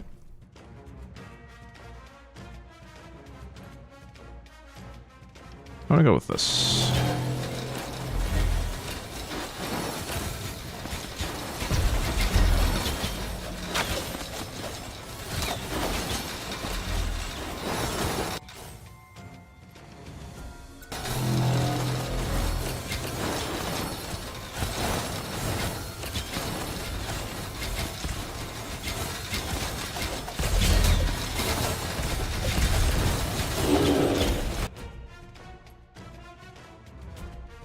That.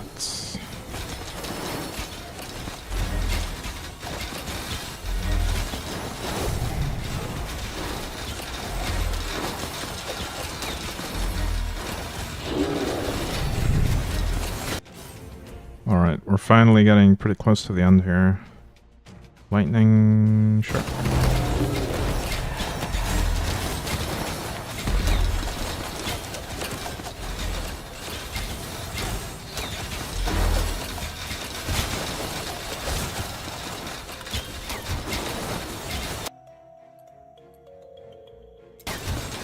More increased area.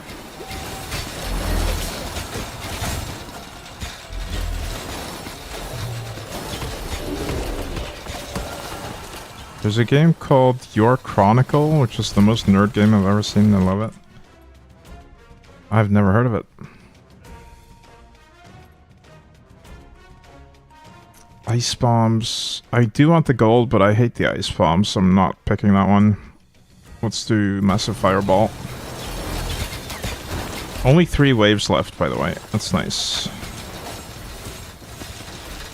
I'll play it safe and just make sure I actually finish this.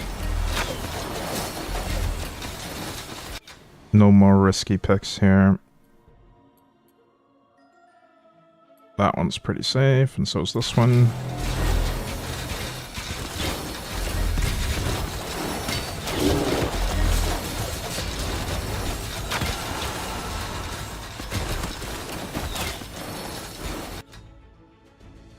That one is very risky. Let's not do that. Ooh. All of these are risky, actually. I think actually in this case the exploding upon dying is the least risky option. I'll just have to watch the ground and try not to stand in too much of a corpse explosion pile.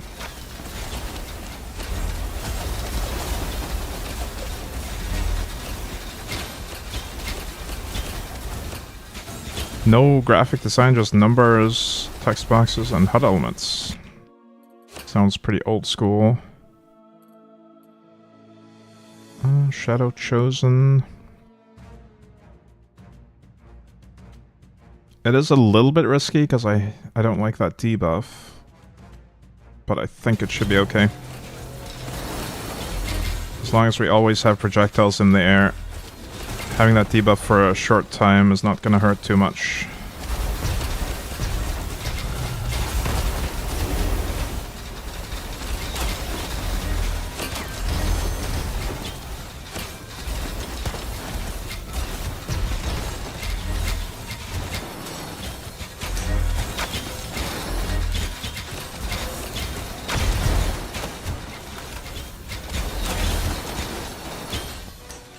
Yay! We did it. 1.7 million gold. Okay.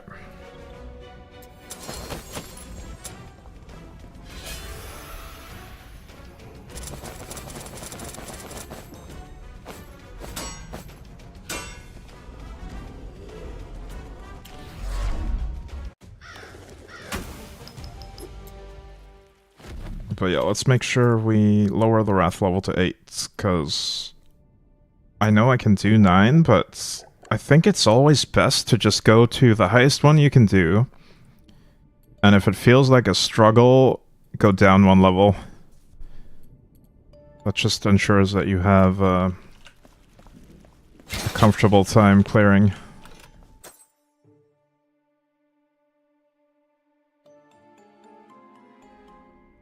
Raw damage as a pure stat.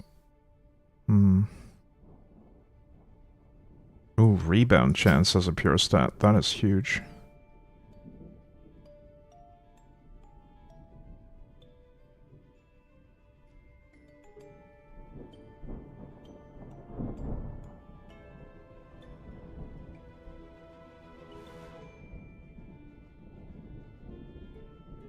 Yeah, I'm gonna maybe start collecting some items to potentially craft on at a later stage.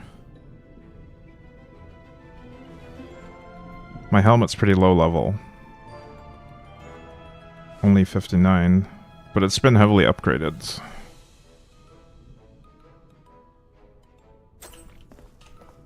It's gonna take a lot of resources to craft something equivalent to it.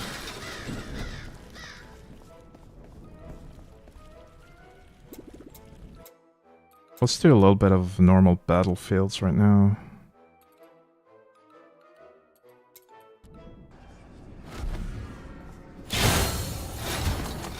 On Wrath 8.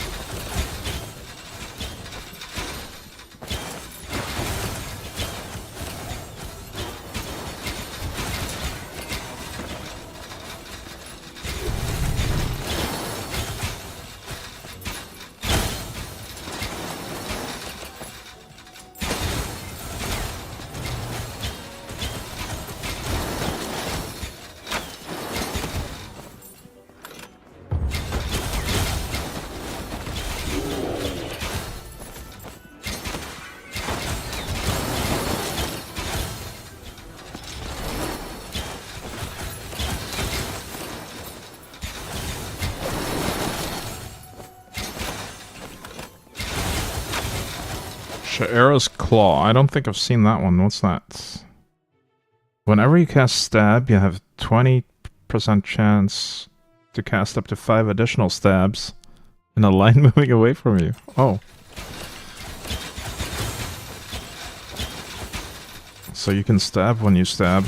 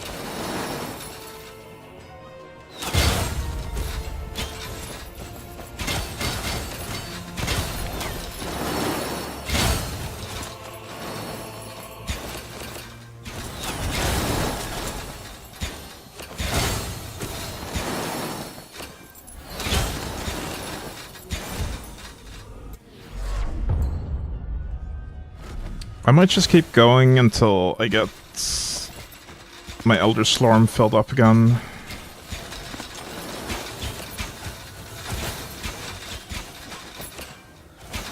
I do like normal battlegrounds on this particular layout. It's very comfy and chill.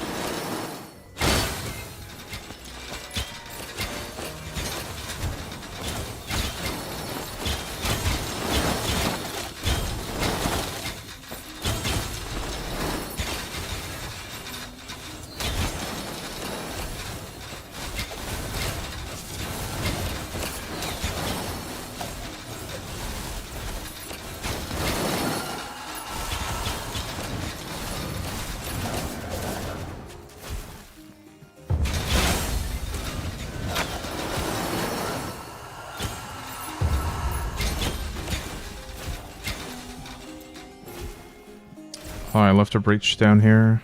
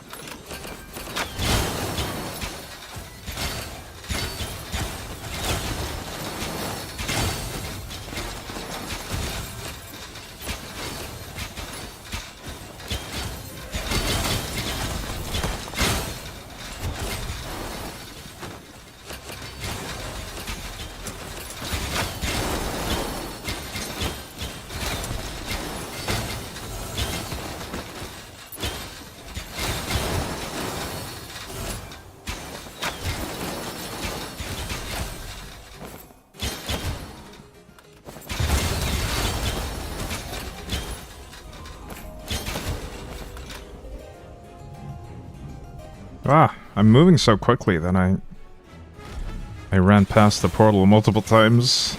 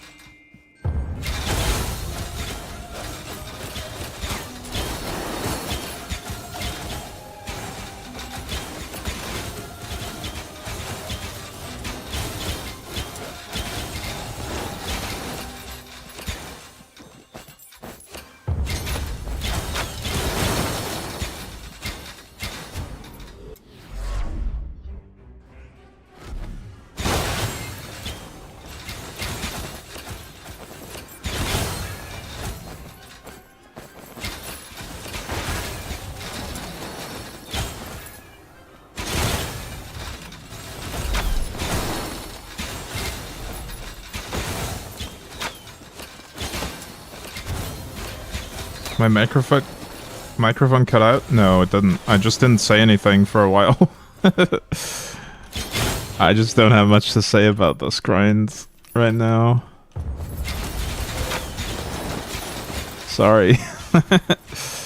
I'm a little bit fried today as well. I didn't get the most sleep last night.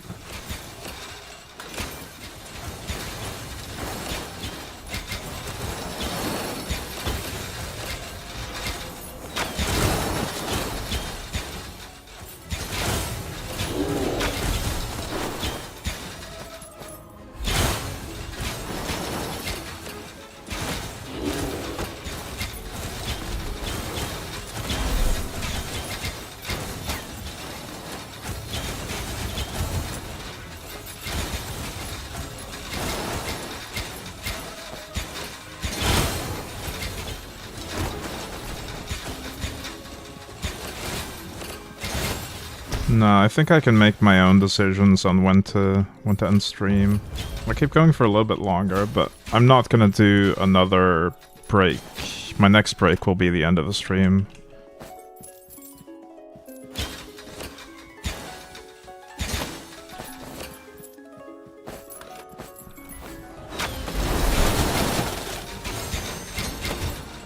Might want to do another Forge run.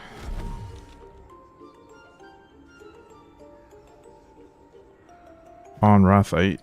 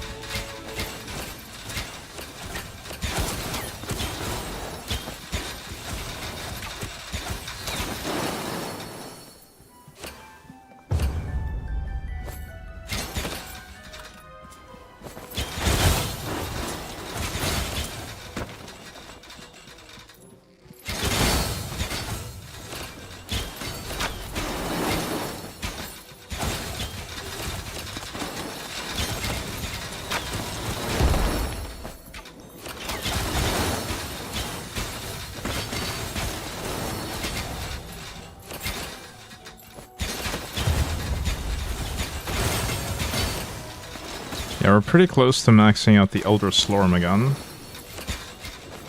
Probably just one more pickup. Yeah, there we go.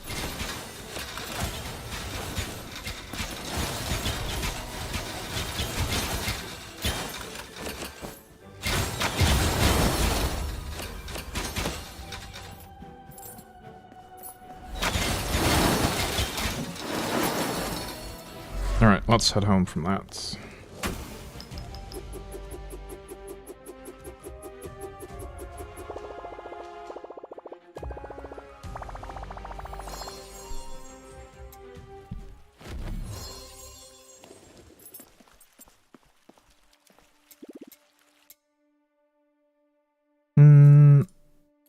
Great Forge. I think we'll do up to the Siege Leader this time, and not the full 100 waves.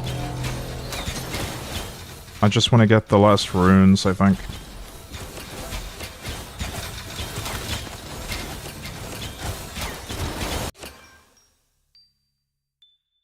Damage is fine.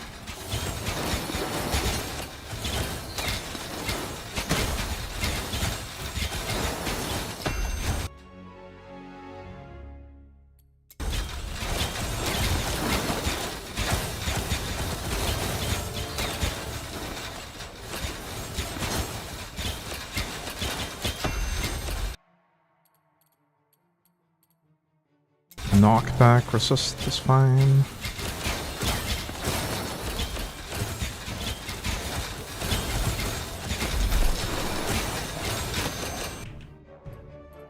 Blindness, sure.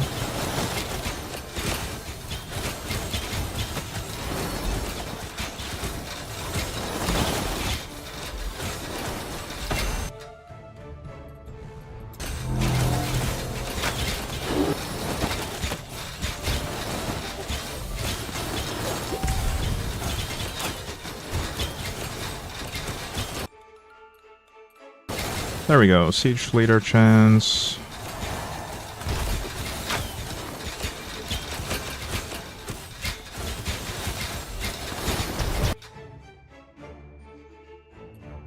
More enemies.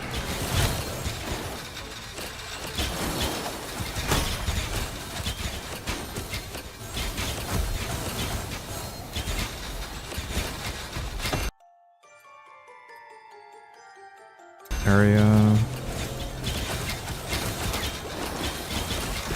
So for this one, since I'm not going all the way to 100 waves, there's no point in trying to stack like the gold bonus or anything like that. We'll just go for the spirit rewards mostly.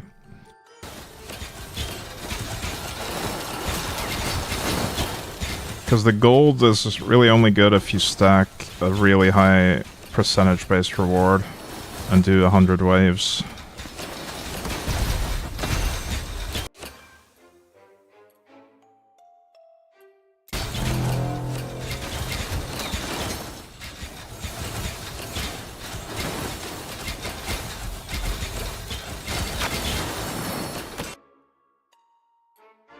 Life leech, sure.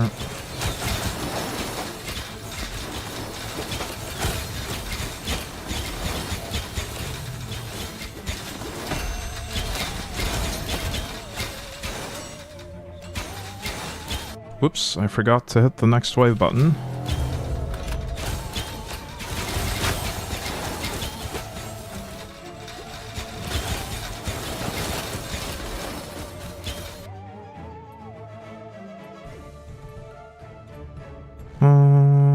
None of these are good. Let's do that one.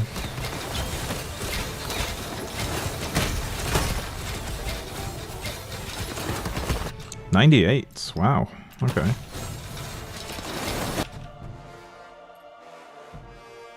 Max life. That's fine.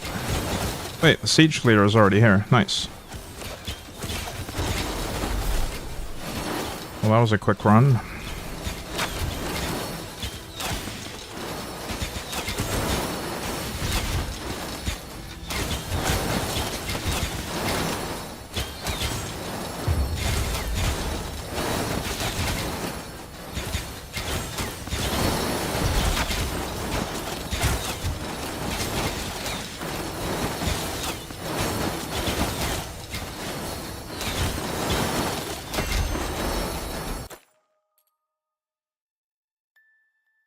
That's the one where you receive damage, that's the mana harvest one, and that is the kill enemies one. Okay, we'll take the mana harvest one. I'll just take the quests now, or take the chest now rather.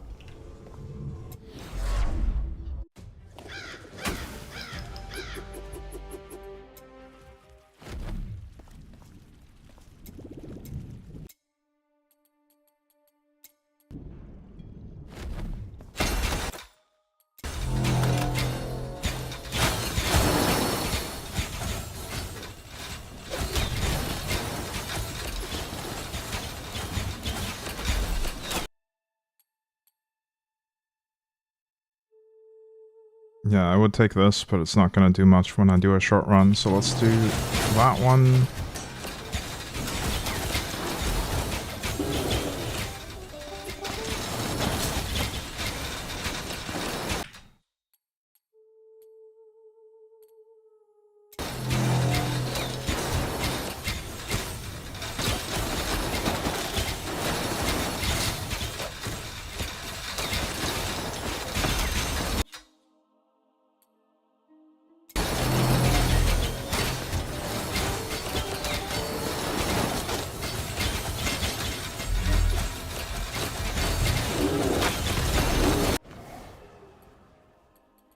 More enemies.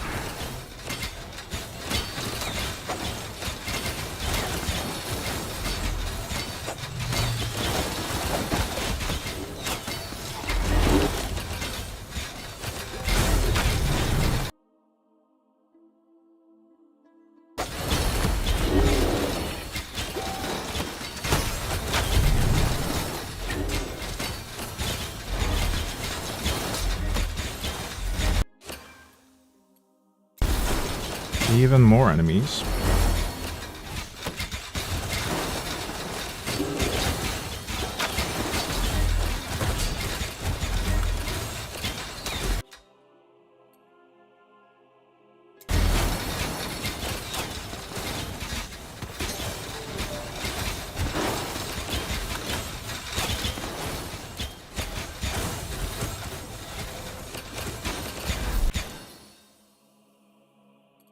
We could actually take this random curse. Yeah, let's do it. Because it's going to be a short run anyway.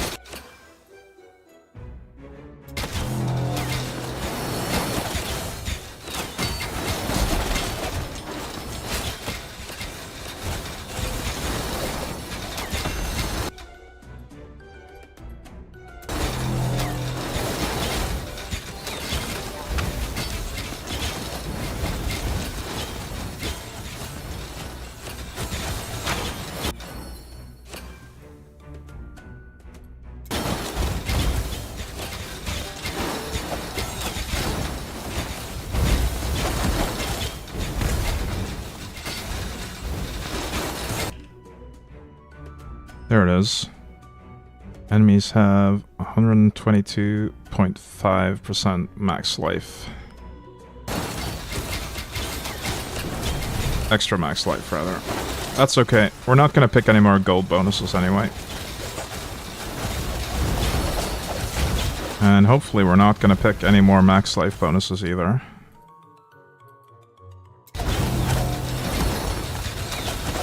Okay, that was a lot more than I expected them to have, actually.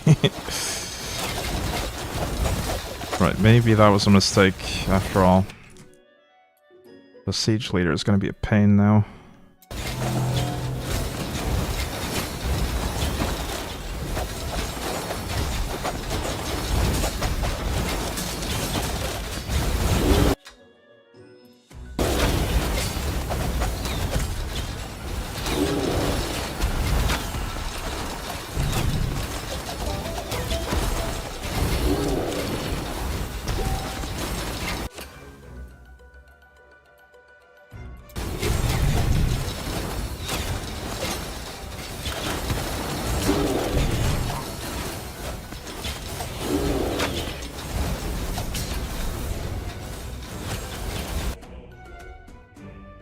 I hope the siege leader arrives soon.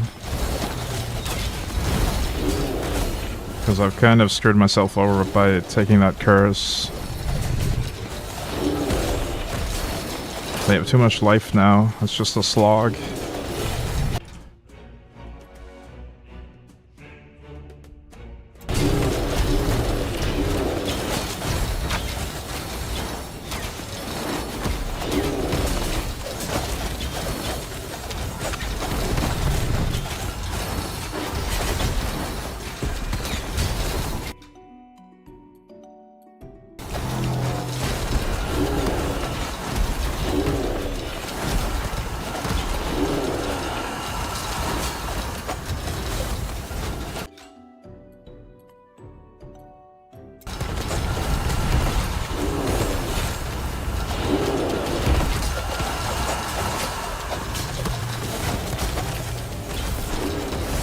Why did it say not enough life?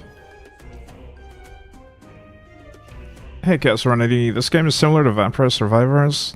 I've heard that twice now. It is true in some aspects, but it's very different mechanically. Like, this is an ARPG, like Path of Exile. Not a survivor game like Vampire Survivors. This particular aspect of the endgame, though, does have some similarities. Where you pick between 3 options, and progress through endless waves of enemies. But this is not the entire game.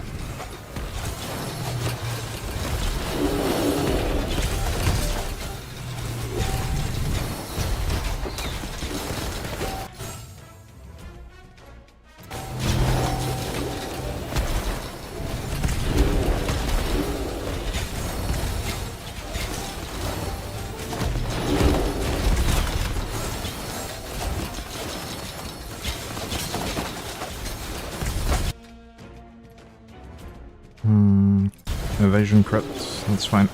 Nice, the siege leader is here. Let's see how tanky he actually ends up being.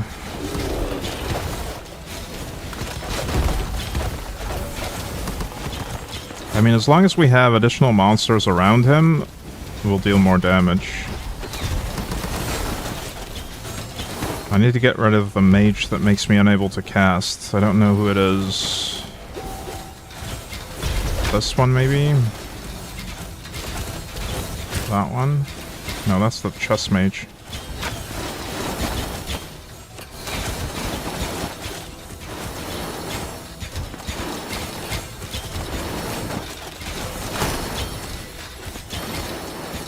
Oof, okay. Now we only have the siege leader and his minions. So, not a whole lot of monsters to fork on.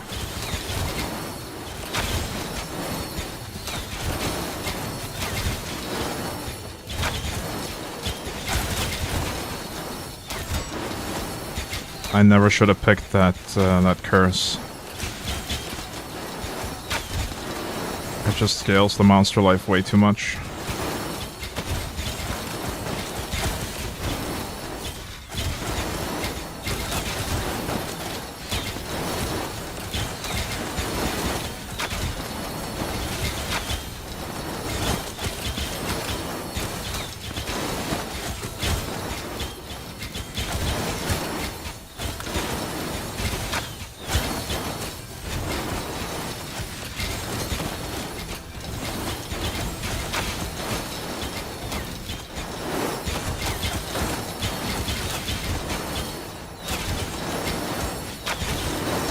Yeah, when it's just him, my DPS is even lower.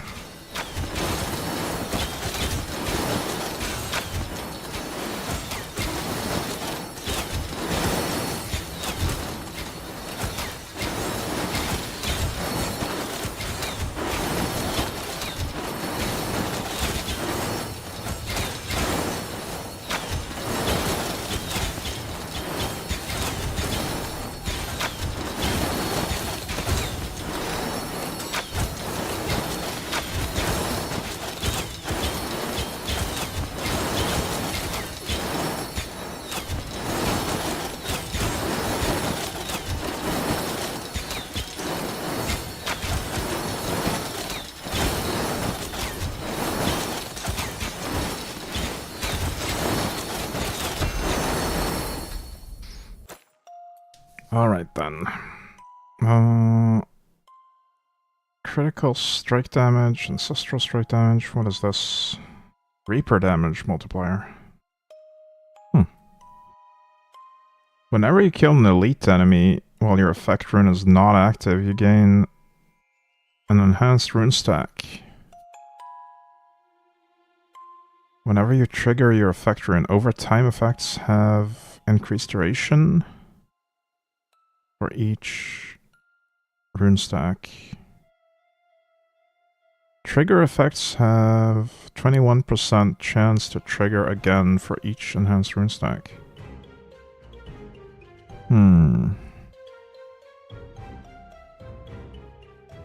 That one might be good.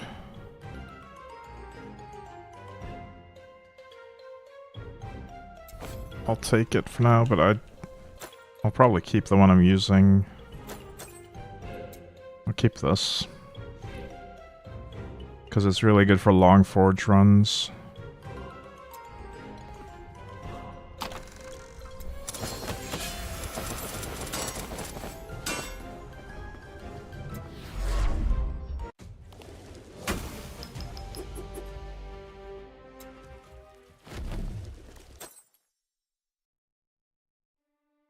Actually got quite a bit of loot there.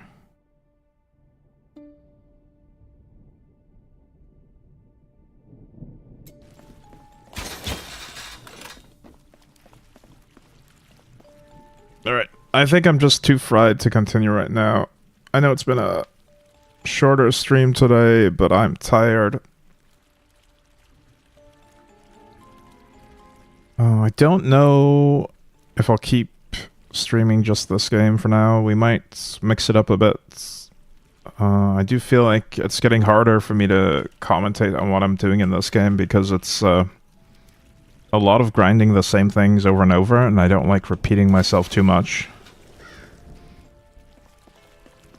So unless I come up with something new and interesting to talk about during this game, I will probably switch games soon and keep playing this offline. Because I'm still enjoying it a lot, it's just that it might not be the best stream game for me in the long term. Anyway, thank you guys for watching. Hopefully I will see you next time. Bye for now.